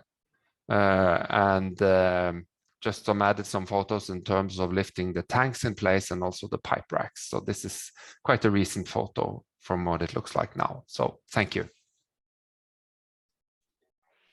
Thank you. I see there are already comments in the comment section, but first of all, I wanted to ask you one question more related to funding and financing aspects regarding the Northern Lights project. And just considering the existing experience of this project, what would be some of the most important suggestions for stakeholders who are also planning to develop maybe similar large-scale projects regarding exactly funding and financing aspects? Maybe you can comment a bit on that. I can try to have some thoughts about it. As we all know, there are several initiatives around that are initiated, and Northern Lights is the first and only facility that has materialized. And I do think that you need to maintain public investment both at European and also national levels. It will be necessary to make CCS economically viable. And also looking at in terms of funding, I must say that we are at some point very encouraged by the IRA and the US legislation. This will accelerate things in North America. The flip side might be that Europe risk lagging behind. We can't risk that. And it's a very simple effect. It's a push effect, kind of using the tax system instead of applicable kind of support schemes. And that push effect can be very huge. And of course, our business model is also closely linked to the ETS price. As I mentioned, the price for emitting CO2 needs to go up, and the cost for building, storage, and transportation must go down. So, and there's always a price tag in the end. So, but we need a balance here. Yeah. Yes, thank you for the comments. And regarding the price tags and expenses, there are also two questions in the question and answer section regarding to that. And maybe you can comment on the expected cost of for putting CO2 in Northern Lights. Basically, there are two I cannot go into details in terms of the tariffs, of course. That is sensitive information for us, but I can say that the ETS price averaged around 80 euros per ton in 22. We saw it push over 100. And I would say that we're not too far off in terms of looking at commercial numbers area.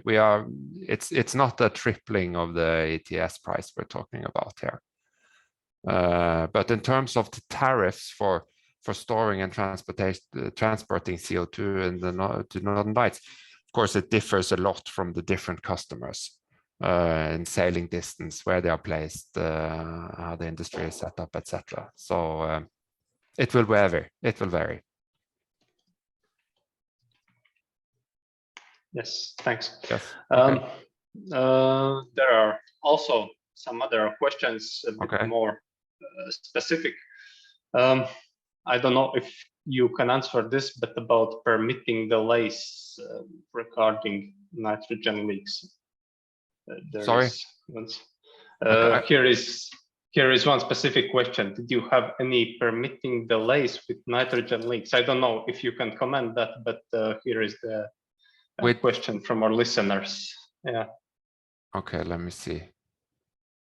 I need to stop. Sorry, computer is acting up there. Can you repeat the question again? I can't see it. Yeah, the question is from Octave. Did you have any permitting delays with nitrogen leaks? Maybe you can expand that, Octave, but yeah, I don't know if you have. No, not in terms of delays, not to my knowledge, no. Mm-hmm. Okay. No. Yeah, there was also another question related to specifications with CO2. Yeah. Do you see maybe you can comment? We have a specific specification, of course, for the CO2. We haven't published those specifications yet. Probably we will in the near future. Yeah.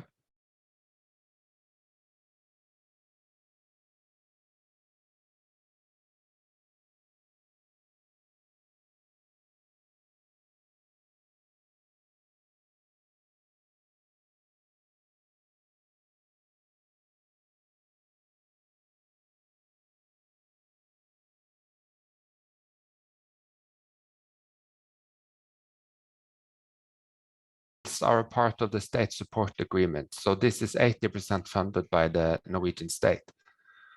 being a part of the Longship project. Of course, moving forward, going into the commercial phase, then there is no state support in terms of funding it. And we are also not a part of the offshore tax regime, so we are a land-based tax regime. Okay. Okay. Great. Thank you. Thank you for your presentation and introduction to this project. And yeah, we can let you go. Thank you. Unfortunately, I have to leave, I'm afraid. But thank you very much for presenting. Thank you.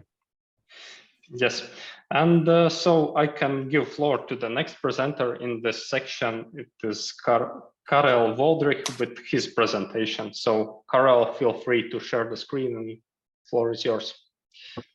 Thank you, Waltz, and thank you for the invitation. It's a real pleasure to speak here. My topic of my presentation is green bonds and EU taxonomy.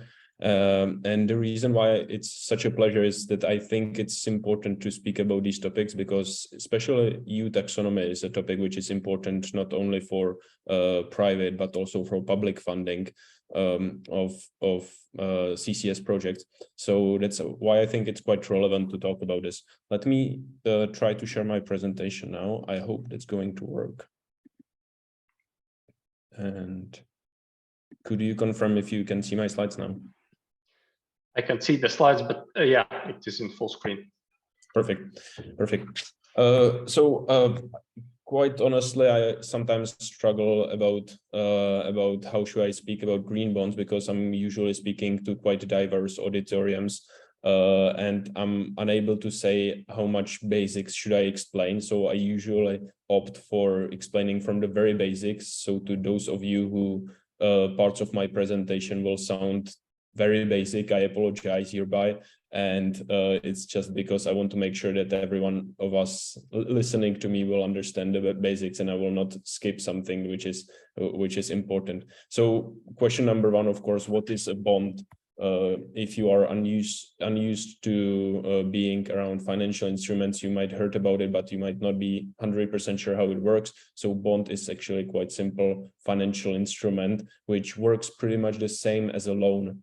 And the major difference between loan and bond is that when you have a loan from your bank, then it's only a relationship between you and your financial institution, the bank. If you issue a bond, then the bond itself is traded on public market, similarly as a stock, for example. So it's relationship between you and whoever buys your bond on the stock market. So whoever buys it, then you will be paying your loan to that particular institution or an investor. So that's the major difference. I will be speaking more about what does it mean for the bond issuers. Now, what is green bond? Green bond is pretty much any bond which is used for green purposes, for sustainable purposes. Now, of course, in this time, it's sometimes a bit difficult to define what's sustainable and what's not sustainable, and I will be speaking about it as well. But now, at this point, it's the basic explanation is that green bond is the one that's used for green purposes. It's quite intuitive. Now, what are benefits of green bonds? It's a lower interest rate. If you issue a bond which is for green purposes, you can achieve a lower interest rate. So it's cheaper for you to issue a green bond if you are financing sustainable activity than a normal bond, which is called vanilla. Now, the interest rate is something that has been researched multiple times in multiple studies, and they have not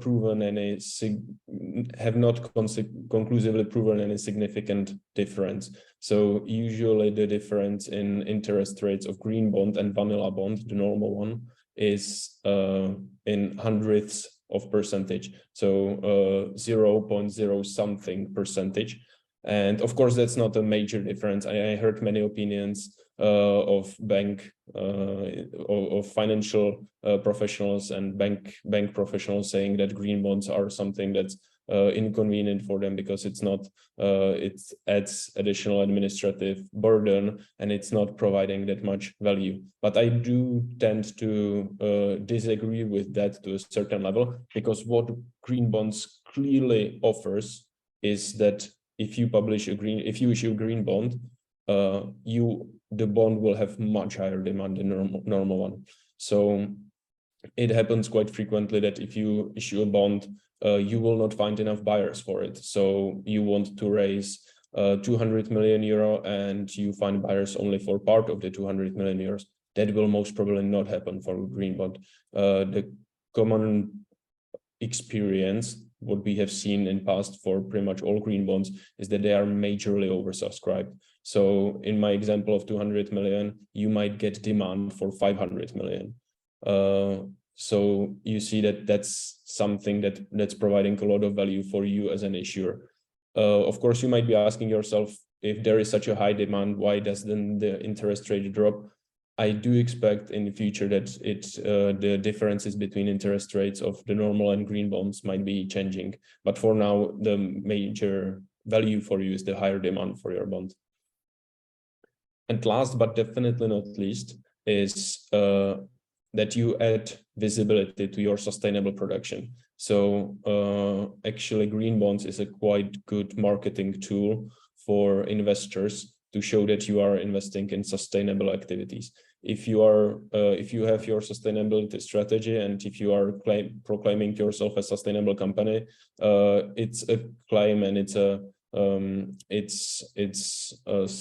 something that you are trying to sell. But if you base it on your financial side, that's something that's a much stronger message to convey to the investors. So this is something that is not to be forgotten, and we have seen companies attracting interest of investors and even a public in the Czech Republic by issuing a green bond. So that's something that's definitely of importance. Now, of course, there are some obstacles as well to the green bonds. So for a green bond, as any bond, you must have certain trading volume. If you sell bond for too low amount, then what's possibly might happen is that the investors in your bonds might not be able to sell it at any point of time, and that's something that will decrease the demand for your bonds significantly. So you must issue a portion of bond large enough to produce enough trading volume on some timely basis that will enable the investors to sell their bonds if they want to. The second one is higher emission cost. Of course, because you are selling bonds for sustainable activity, then you must prove that the activity is actually sustainable. So you must have some second party opinion, someone saying that yes, this type of activity is sustainable and this is something that can be labeled as green bond, and that's of course something that's adding administrative cost. And the last one is, or one of the main ones, is that use of proceeds is limited to certain purposes. Again, as I was saying, it's only to sustainable activities, and if you are issuing normal vanilla bond, you can use it however you will. If you are using green bonds, it's that you must first declare for which activities it is going to be used and report on the use of the proceeds. How did you actually use them? That's a mandatory part of the green bond. And you might be asking yourself, so why should I go through the struggle of issuing bonds and not use a normal loan for financing my activities? As they are, sorry, it seems like my presentation stopped moving. Okay. It's as they are traded on public market, bonds can offer, if you issue them in sufficient trading, in sufficient volume, they can offer lower interest rate compared to bank loans. And also there is a higher flexibility of the emission. So you can issue the bond without too much limitations, unlike the bank loan, which is sometimes limited by certain acquisitions of other companies. Excuse me, is it just me or is there some background noise? Yes, Jan, if you could please. Yes, I think it's good. So here you are much less limited when you are issuing the bond than when you are getting a loan from financial institution, from your bank. Now you might be asking, so is CCS eligible to, as an activity, eligible to attract a green bond label? And now we are coming to the topic of EU taxonomy that I was mentioning before. It is, if it's compliant with the EU taxonomy.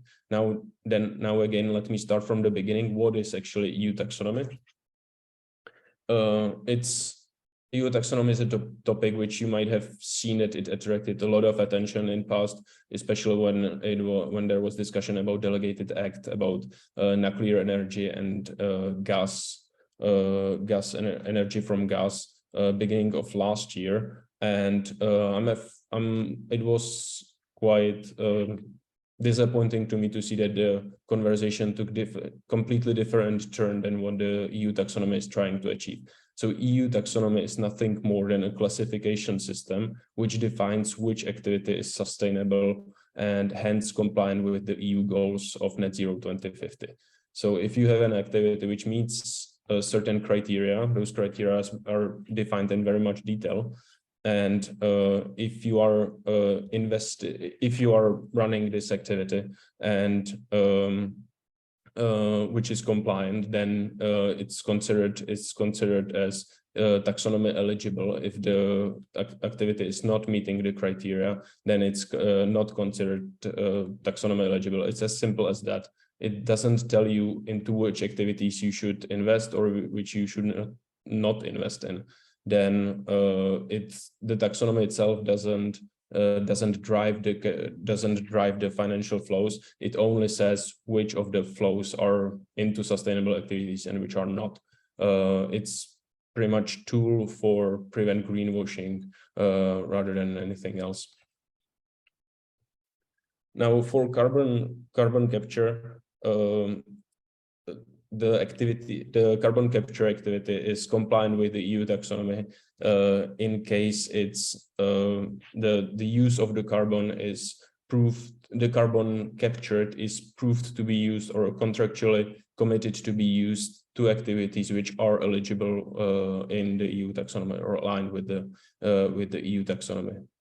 So if you are planning investment in the carbon capture, you can mark it as eligible with the EU taxonomy in case you have contractual commitment that the carbon will be used in activities which are compliant.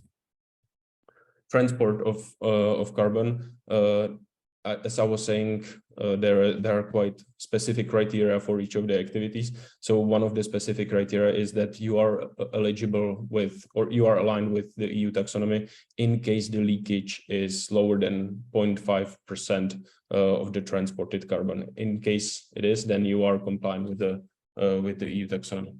And in regards of storage, it has three conditions. First, there must be assessment on the potential storage complex. Second, appropriate leakage detection system are in place, systems, and third, monitoring plan is in place, and the leakage is regularly checked by a competent national authority.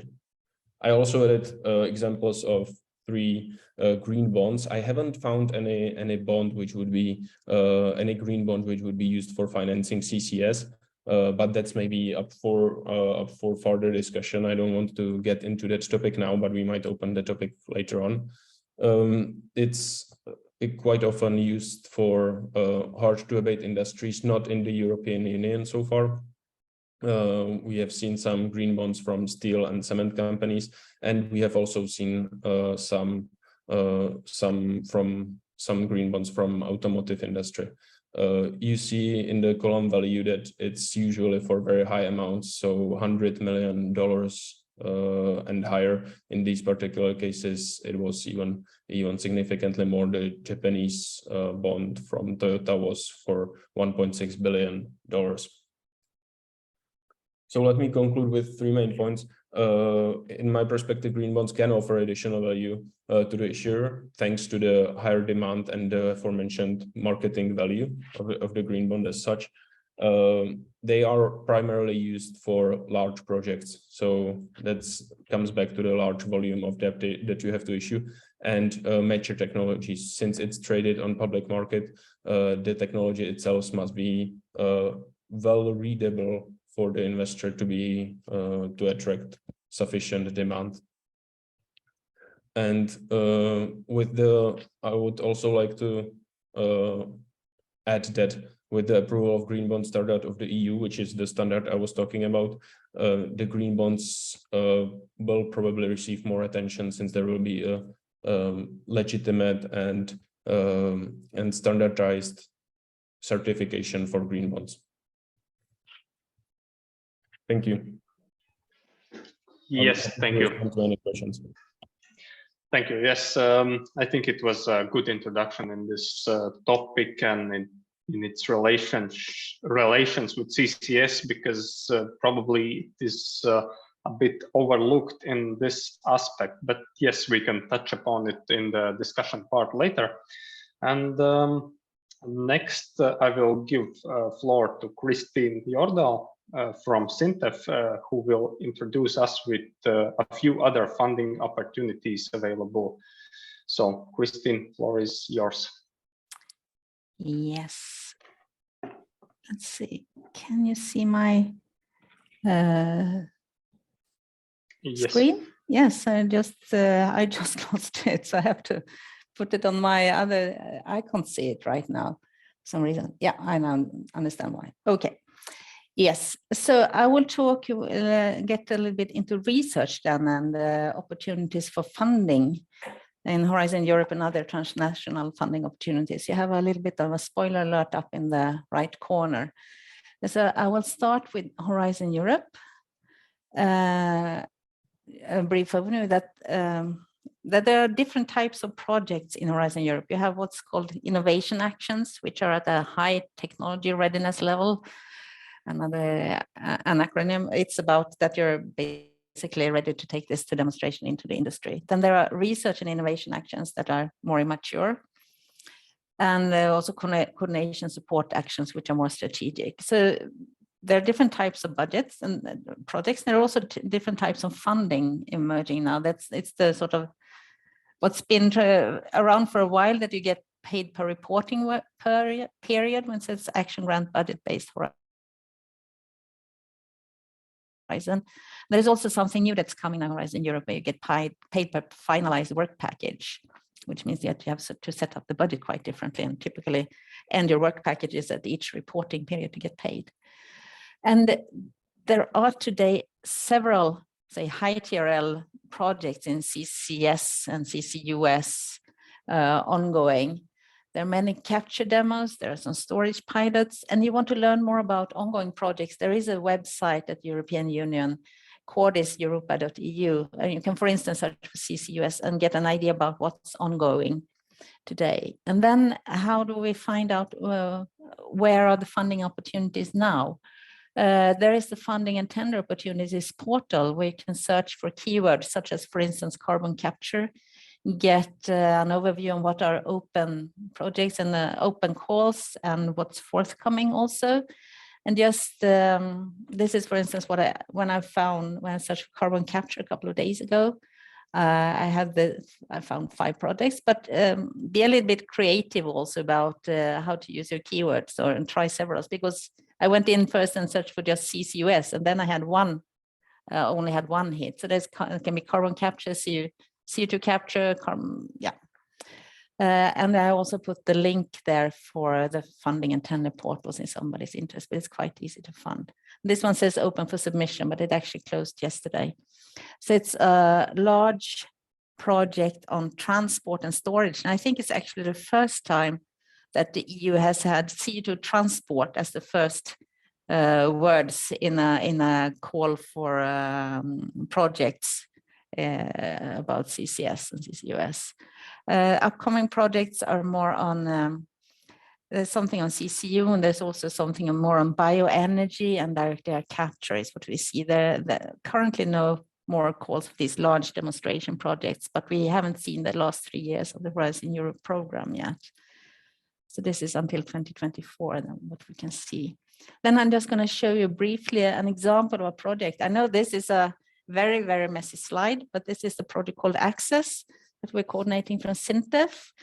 And to guide you through this, we're looking at both CO2 capture and the CO2 transport. So you have 4 pink little dots, which are CO2 chains up to Northern Lights from inland and from the Baltic, where we're looking at cost, techno-economics cost, environmental impact, whether CO2 emissions and so on, trying to develop a methodology that can be replicable also for others to apply when analyzing different chains. We're also releasing an open source tool next year for optimization of CCUS chains and cluster in space and over time also. It's not going to have a very high resolution, but it's going to be able to give indications, we hope, on how to develop CO2 transport. We also have CO2 capture demonstration in this project with the hexagons with the photos in there. We had a first test, I'm not sure we can see Maro, at the waste to energy plant in Celsio, the one that's now building a full-scale project of a capture technology, where it's currently at Technology Center Mångsta, and then we will move to Stora Enso in Skutskär in Sweden. And the final test period is going to be at the Heidelberg Materials these days, cement kiln in Gorazde, where it will start testing sometime next year. And also what's very, very interesting about this test, it's a solvent with absorption, desorption in the pilot as a standard model, but we're also adding a piece of equipment that's been produced by a Polish SME, ProSpin, together with another company, Proceler. They're adding what's called a rotary packed bed absorber. So a very, very good example of innovative thinking in CO2 capture. That's going to be very interesting to see the results of. So that's just an example of what you can manage to do in these Horizon Europe or Horizon 2020 projects, working together as a consortium in many countries. Then for the Clean Energy Technology Partnership, this is also across all of Europe and even beyond Europe, many other countries, where it's a total of 50 national and also regional research development and innovation programs from 30 countries that cooperate. There must be minimum 3 countries per project in the CETP, Clean Energy Technology Transition Partnership. And it's a bit complex. They had different, it's almost like everything in energy. There were 11 different call modules in the 2022 call. I'll show you on the next slide. And in the field of CCS and also CCU, you have to look for something called the CETP TRI 3.1 module. And this continues the activity of what's been called the ERANET ACT, Accelerating CCS Technologies Program, that you may have heard about before, if you wonder where that went. So there's some slides for the website, both for the home for the CETP partnership, and also the first call that was out was quite complex. And also these calls are typically 2-stage calls. This is the calendar that was for the first call last year. We probably can expect something similar this autumn. There were some information days and the call opened in September with submitting pre-proposals, would say in November. Those are like short descriptions of the project. And then you get some feedback on these if you are selected to submit a full proposal. And then there is a deadline for submitting full proposals, which was actually Monday this week. And you will know if you're selected for funding in June this year, and the projects tentatively start in September. And then all partners need to have agreements with their own national funding bodies. And you also need some kind of a, consortium agreement across all the partners. And a little bit about the transition initiatives, and just listing the main ones. I said 11 because there's different sub-modules here. And yeah, sorry about that. There's also hydrogen or renewable fuels. And I mean, hydrogen can also be hydrogen with CCS, of course. And there are also other areas that could be interesting for CCF if you look at heat extraction from industries and similar, and integration into energy systems with CCS. But you can only get funded if your country is participating in the CTP. At the end of the long documentation for calls, you can see what countries are involved. I just listed them here, and there are like the names or abbreviations of the different funding bodies taking part here. As you can see, Lithuania and Poland are in the Clean Energy Transition Partnership, but not in Module 3.1. But I think maybe, or would encourage that there could be opportunities if you have dialogue with your research, what's called a research council in Norway, or your funding agencies, to inform about this and the opportunity for transnational cooperation in different areas of energy, including CCS. And also different countries go in with different amounts of funding. You can also find that in the calls. It all must match up, of course. Then the third type of funds I would like to talk about is what's called the EEA grants, sometimes referred to as Iceland, Liechtenstein, and Norway grants. And these grants have two goals. It's both to contribute to a more equal Europe, socially and economically, and also strengthen the relations between these three funding partners and 15 different beneficiary states in Europe. I have a map on the next page. So it's not like a CCS call, it's not even a technology call. It goes across a lot of different areas that are important for development of society, I would say. And the research programs that are ongoing have calls until 2024. Sometimes on the website it says until 2021, but the calls ongoing until 2024. And according to the Norwegian Research Council website, negotiations about a possible new period from 2025 and onwards are ongoing. And we just have to hope that this works out. So these are the countries covered by the EEA grants. And if you want to know what funds you can apply for, you can either subscribe to the newsletter they have, or just check the website and see what you find. And not also CCS also is not covered by all the countries here, just as for the Clean Energy Transition Partnership. But the website is a little bit messy, but we're really at the bottom. You can find this apply for funding, and you can check what is open. And I just want to provide you with I'm going to give you two examples actually, but the first project, this is not a CCS project, but it deals with CO2. So it's about geothermal energy from CO2 from the underground to circulate it. But it's an example of these bilateral projects you can have. So this is a project between Poland and Norway. Poland is coordinating, the AGH at Poland is coordinating. We participate as a partner together with a university here in Trondheim. We also have had, though there are several examples of CCS projects, and I think this is an extraordinary example of a project from the EEA grants, because I thought until I got to know this project that there were only bilateral projects between one funding partner and one country in of the other 15 countries in the program. But this proves that you can actually be able to achieve more than that also with this program. So that was all what I had to say. So thank you. I will end with our motto from SINTEF, with technology for a better society. Yes. Sorry about the phone calling. It's all right. Thanks for the presentation and for the practical examples here.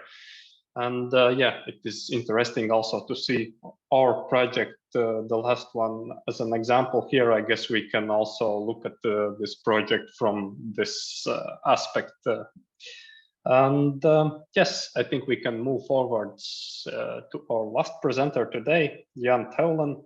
So Jan, feel free to connect and share your presentation. Yes, thank you. I hope you can hear me, and you cannot hear too much background noise, because I just returned from a trip to Norway, and still I'm in the airport, so there's some movements here, but we'll make it happen. So the title, my title was asked to success story of funding in Eastern Europe, and I changed the title a little bit to success story or just being lucky. And I will guide you through the presentation, and then you at the end you can probably better understand why this title is chosen like this.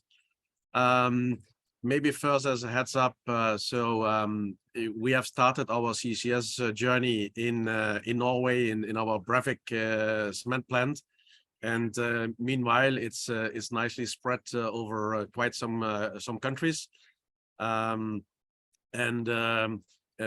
each time there are new developments. For example, yesterday we got the news that the HyNet project, our Petterswood facility, has been selected for negotiating a carbon contract for difference scheme. So this is really pushing further our portfolio. And but you see on this slide also that we have projects in Eastern Europe. Specifically, I will dive a bit more on our Bulgarian project, the UNRAV project, which got EU Innovation Funds. And I think that was the idea to call it the title of the success story, and I will reflect a bit on this. We have more projects in Eastern Europe ongoing because it's a very important part of our portfolio. And I'm also happy to see a number of people in the call with whom we are in a lot of dialogue to further develop our projects. The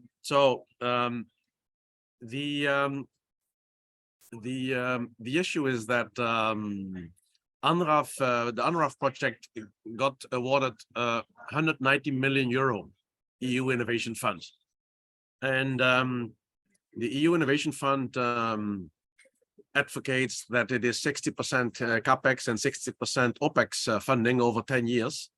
But if you make a full relevant cost calculation, you have to deduct the cost that you avoid by not paying EU ETS credits, and the net effect of this is that the funding that we achieved was 30% of the capex. So I would not say that 190 million is not a substantial budget. It's a huge budget, and but it covers 30% of the capex. And nevertheless, we had a good business case with this, I would say, rather limited funding. If you compare that to our project in Norway, where we got a few years ago way more support from the government, why is it then still enough? Yeah.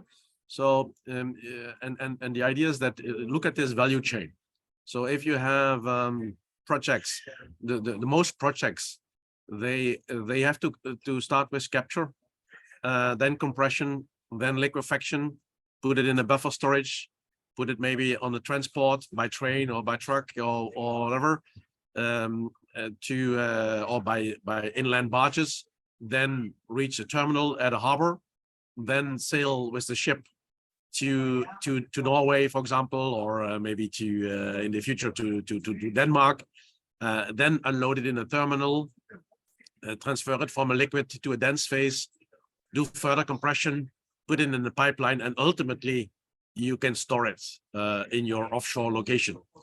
And we had, in the case of Bulgaria, in the case of our project close to Varna, we had the good opportunity that our cement plant was quite closely located to the storage, to the offshore storage in the Black Sea, which meant that we had a very short supply chain. Only 40 kilometer onshore transport was needed, and 30 kilometer offshore. So you can shorten a lot your value chain, and that brings the cost down. And that's why it was the funding was enough to close the business case. But we can see that the funding, if we look to the CCS funding, there's a lot of funding in Norway, Sweden, Denmark, UK, and Netherlands.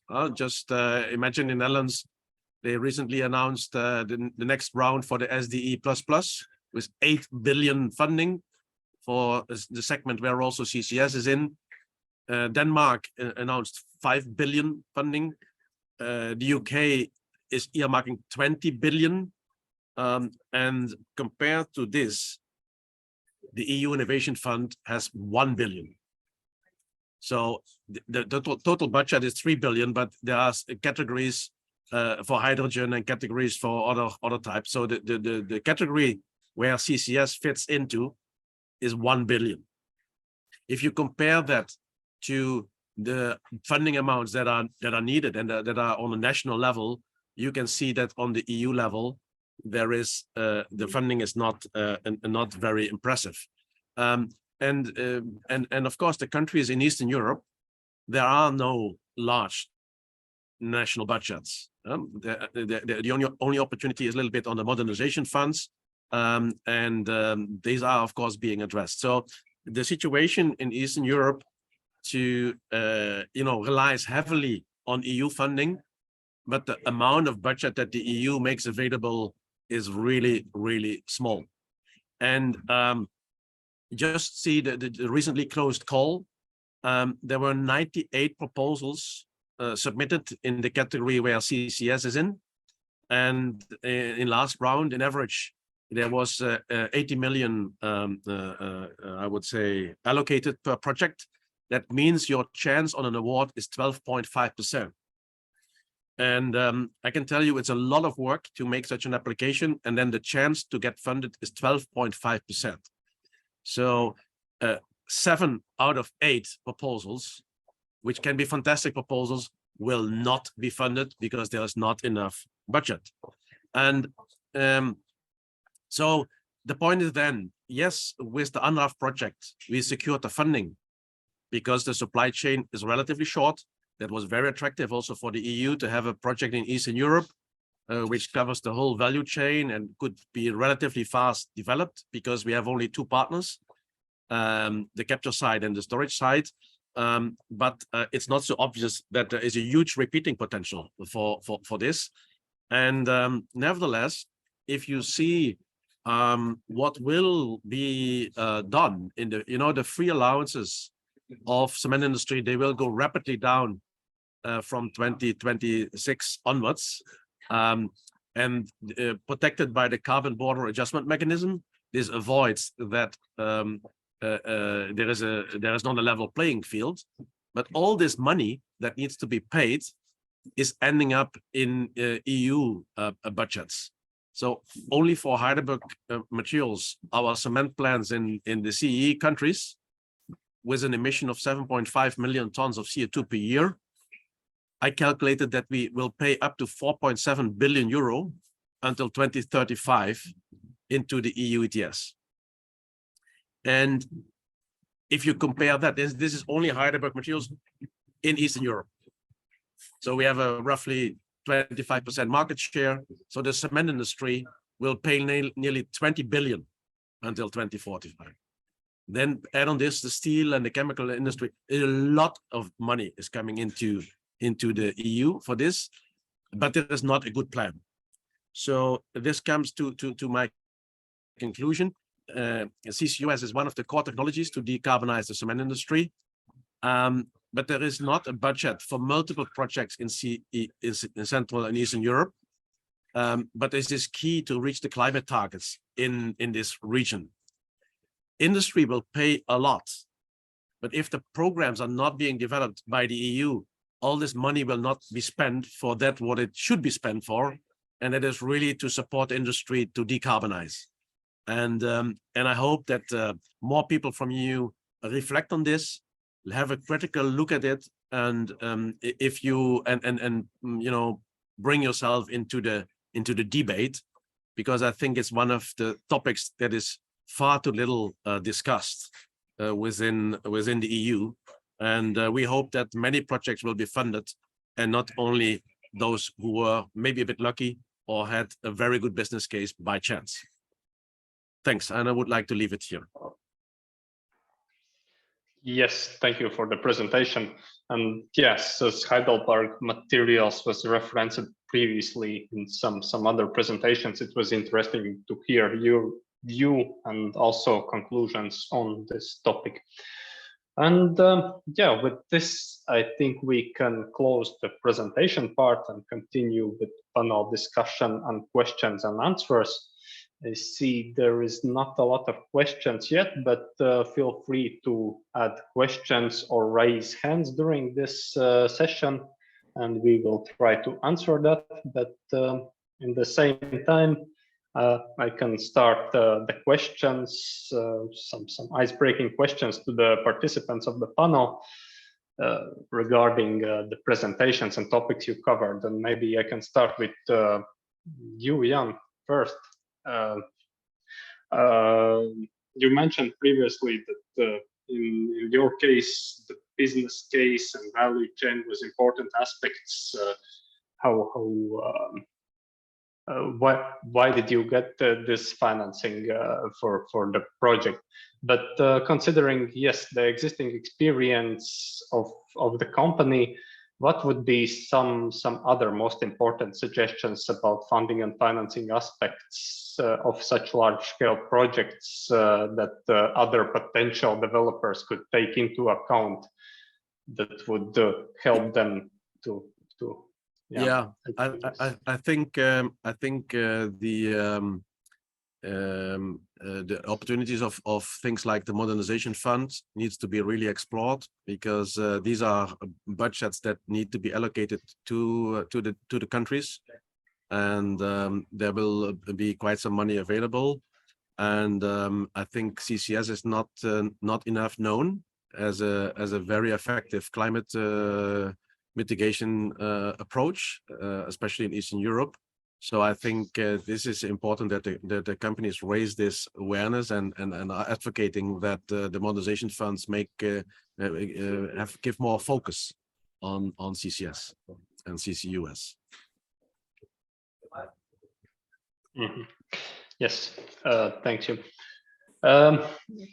I think I can ask the next question to Kristin, also regarding the experience of SINTEF, as SINTEF is also a research organization conducting many research and development projects, also with regarding carbon capture and storage, and maybe regarding your experience in the field and different research projects. What would you say are the most important things to consider when preparing a good proposal for such projects, and maybe not proposal, but also what are the aspects that would help to ensure good cooperation in the overall implementation of such projects afterwards? Yeah, thanks. It's actually good to talk about not only preparing the proposals, but you also need to work well together afterwards in the project, of course. There's so many things. I mean, if you talk about the EU proposals like Horizon Europe, you have to really stick to what's in the call and answer out that, because that's like what the EU has identified would be useful for them to implement their policies or support their policies. Also to build this, I would say, multinational consortium and have the competences you need and everything. And I mean, it is always a challenge to build a good consortium, and to maybe, if you're not in a network, to get into a network. But there are also I heard somebody earlier today talk about national contact points. Those should exist in all countries, to try to use them also or other networking opportunities to get into consortiums. And then, of course, you have to think about when you develop it, that this should not only look good for the application, we also have to execute this and be able to deliver what we promise. But then, I mean, the Clean Energy Transition Partnership has much more freedom in how to shape your proposal, and you can have smaller consortia and so on, but there is a lot of bureaucracy there when you implement the project, because you all need to have your contracts with your national funding bodies and the consortium agreement and so on. But it can give you, if you think that the EU is not asking the right question for your purposes, and you have funding in the Clean Energy Transition Partnership, it could be really a good way to get a good project. And then we have to see where the EA grants go in future also for CCS smaller projects, perhaps. Yes, thank you. And I think the final question from my side to Karel. I read a bit about the situation in Czechia regarding sustainable financing, sustainability-focused bonds, and I see that there was the conclusion that not only CCS bonds, because as you mentioned, they are basically non-existent, but overall sustainability-focused bonds lags behind Western Europe in cases of Central and Eastern Europe. And what could be done to close this gap? And maybe there are some good examples in the sector of green bonds that we can take into account to tackle this issue. Thank you for that question. I'm honored to have the last one. Let me be quite straightforward, saying that green bonds will never be widely used tool compared to bank loans, for example, for these purposes. Bonds is a tool which is reserved for big projects mainly, and big decarbonization projects.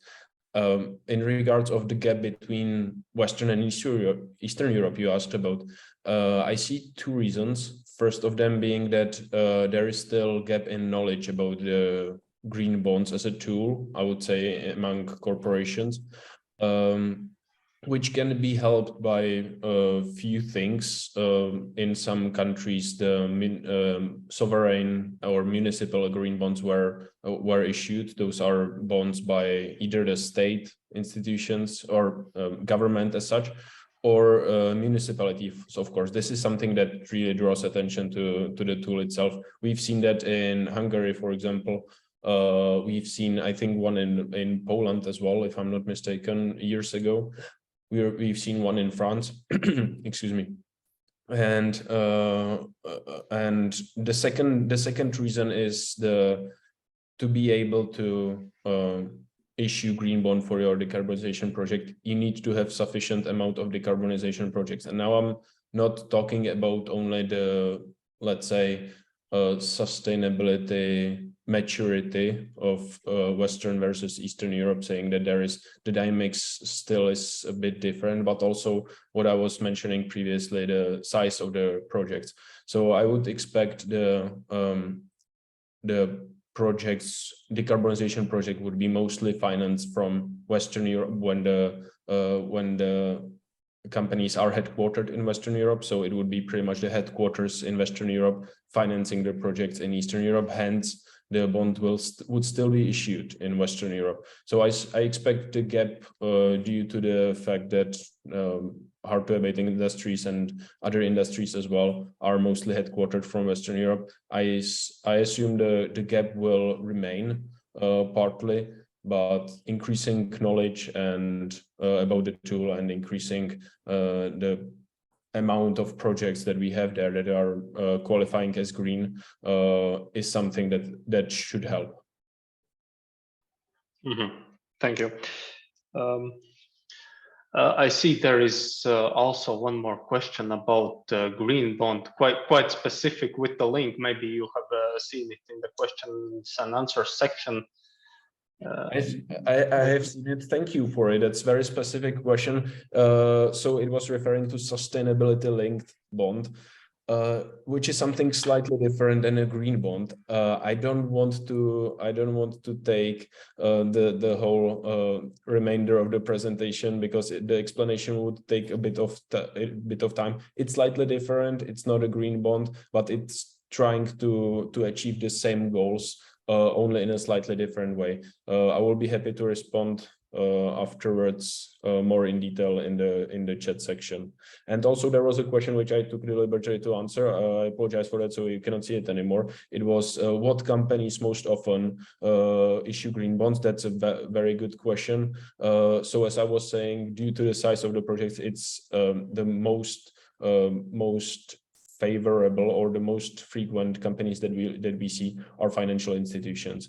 In Eastern and Western Europe, the same. It's also energy companies and real estate companies is what we see quite often. it's hard to abate industries are a bit more rare. Thank you for yes. Yes, thanks for the answers. And yeah, I see that Pavel has a question. It is also quite general, but maybe you can comment on that also. And you, I mean, all the participants of the panel discussion, how can you access the interest of carbon dioxide removal technologies in CEE countries? Maybe you have answer to this kind of general question. So how can you address the interest of carbon removals? Was that a, because I didn't hear the verb. How can you access the interest of, yeah, assess. So I understand that there is an interest in carbon removals also in Eastern Europe, like I think everywhere if you're aware of climate and the mitigation effort ahead of us. But I don't really know how to answer. You first need to know which are the technologies. I mean, CCS, either from bioenergy or for direct air capture, that's and storing it in geologically. I mean, that's really the type of carbon removals that we know can have an effect for a long time. So, I mean, implementing CCS, be it from fossil or from, I mean, from hard to abate industries, will give the opportunity to also implement carbon removals. But I'm not sure I understood the question really.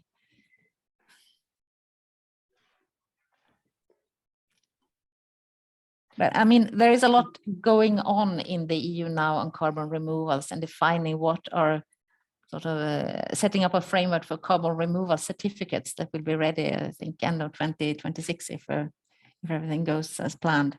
That will make it easier to understand what are carbon removal activities that could actually help provide an income to those kinds of projects once this has been clarified. The regulation is out for hearing now, I think, or if it closed last week, perhaps. I hope to see it adopted. I'm not sure if I understand the question as well. So my comment to the same from the same perspective as Kristin was commenting, if that's intended to, if there is interest in CCS removal technology, CCS technology in CEE, I assume, countries. Well, that's one of the, of course, the interest we see is very, very high, especially from in certain sectors. We've heard Jan talking about their interest in cement sector, which is the most frequent one because it's pretty much the only technology how to completely abate the emissions. But it's also a big topic for chemical sector, for example, where again some of the emissions are unabatable. So I'm not sure if this is answering the question. If not, then please do feel free to type in more specific question in the chat. Yes, thank you for your opinion. I see. Yeah, I see a bit more explanation. But if there are not any more comments, I don't see it in the chat and I don't see the raised hands. Maybe I can ask the quick concluding question for all of you. So the topic of financing can be evaluated from different aspects, and one of the aspects is, of course, supply and demand aspects of the financing. I wanted to have your insight into this question as you come from different fields. We touched, I think we touched upon this question previously also, especially on the supply side of the financing. But from your point of view, on which side do you see more issues and main issues in the near future? And how can those be tackled? So yeah. Yeah, sorry, I dropped out. I had a computer problem. So, I think the point is that it's all about having a solid business case. I think CCS is a very bankable approach. The risks are there, but the risks are overseeable. It's not anymore, super innovative. If you do a large-scale project, you will not install the very latest low TRL capture technology to take high risks. So you will anyhow take a technology that is rather mature. I would not say 100% proven, but rather mature with very good technology companies backing up the technology. And that's the same for the transport and storage part. This is not done with startup companies. This is done with very solid companies in oil and gas who have a lot of experience in gas exploration and oil exploration, and the CO2 injection is more or less the opposite value chain, which means that the projects are not for financiers rated as things with an extremely high risk. But if there is not a business case, no one will give you a loan if the business case shows there is a cash drain. So everything starts with having a business case that covers the whole value chain, and for the time being, there are of course situations that you can, with the current EU ETS price, close your business case. If you are an ethanol producer and you have 99% pure CO2 as an emission, and you are very close to a storage location, you don't need any funding. Your case is closed. But if you are starting with, like cement industry, with 20% emission, 20% concentration, you have a high cost for capture. Then what I explained in my presentation, if you have then the value chain, you need support.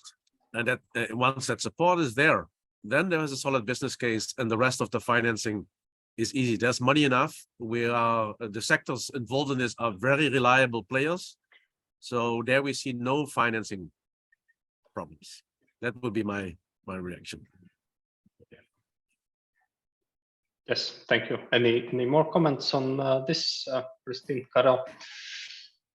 I can give it a try as a researcher. So it's have a different perspective than Jan, but we recognize you need a business case for this to happen. You both need to cut costs where it's possible, do low risk investments, but at least us as a researcher also try to look forward and see what could be the ways of cutting costs with heat integration, smarter solutions, and so on. There is also this, how can you get the income with the ETS and so on. And there is this interesting but unknown so far about how much is it possible, and in that case, how much more could customers be willing to pay for your product that is decarbonized. There have been studies, for instance, with cement that, okay, you increase the cost with 70% if you apply CO2 capture, but the cost of the building in concrete would increase with 1%. But you don't really know if that investment is going to happen until after you made your investment, if that willingness to pay is going to happen until after you made your investment and have the product on the market, which is quite tricky. And then another more like personal reflection on willingness to invest. But we see a lot of things happen now with ETS and the carbon and border adjustment mechanism. But I think in some areas, or for some people or companies, whatever it is, investing in CCS is somehow counterintuitive, because normally you make an investment, be it oil or gas or something, you extract something, you make an investment, you're going to make money on it.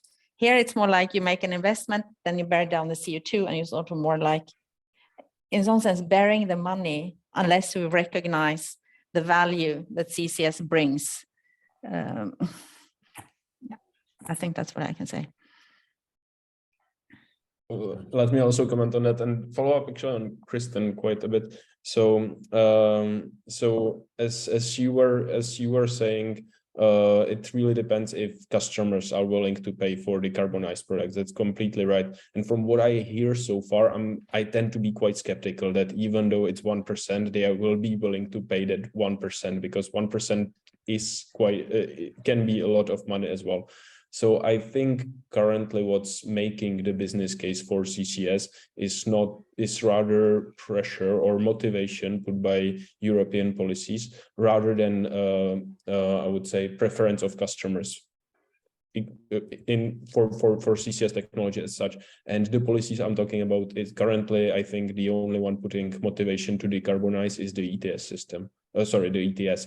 So if you have a price of carbon high enough, that's justifying investment into CCS. It's simple formula. If the carbon price is not high enough, then you need to provide some kind of subsidy, either what Kristin was speaking about, or subsidy from any European public funding program. Yes. Thank you for the interesting insights. I see we have a final question from Roberts about technological neutrality principle, maybe in CCS. Maybe someone can comment this shortly. If not, I will move on to the conclusion section. But yeah, if you have any comments on that, feel free to give your opinion.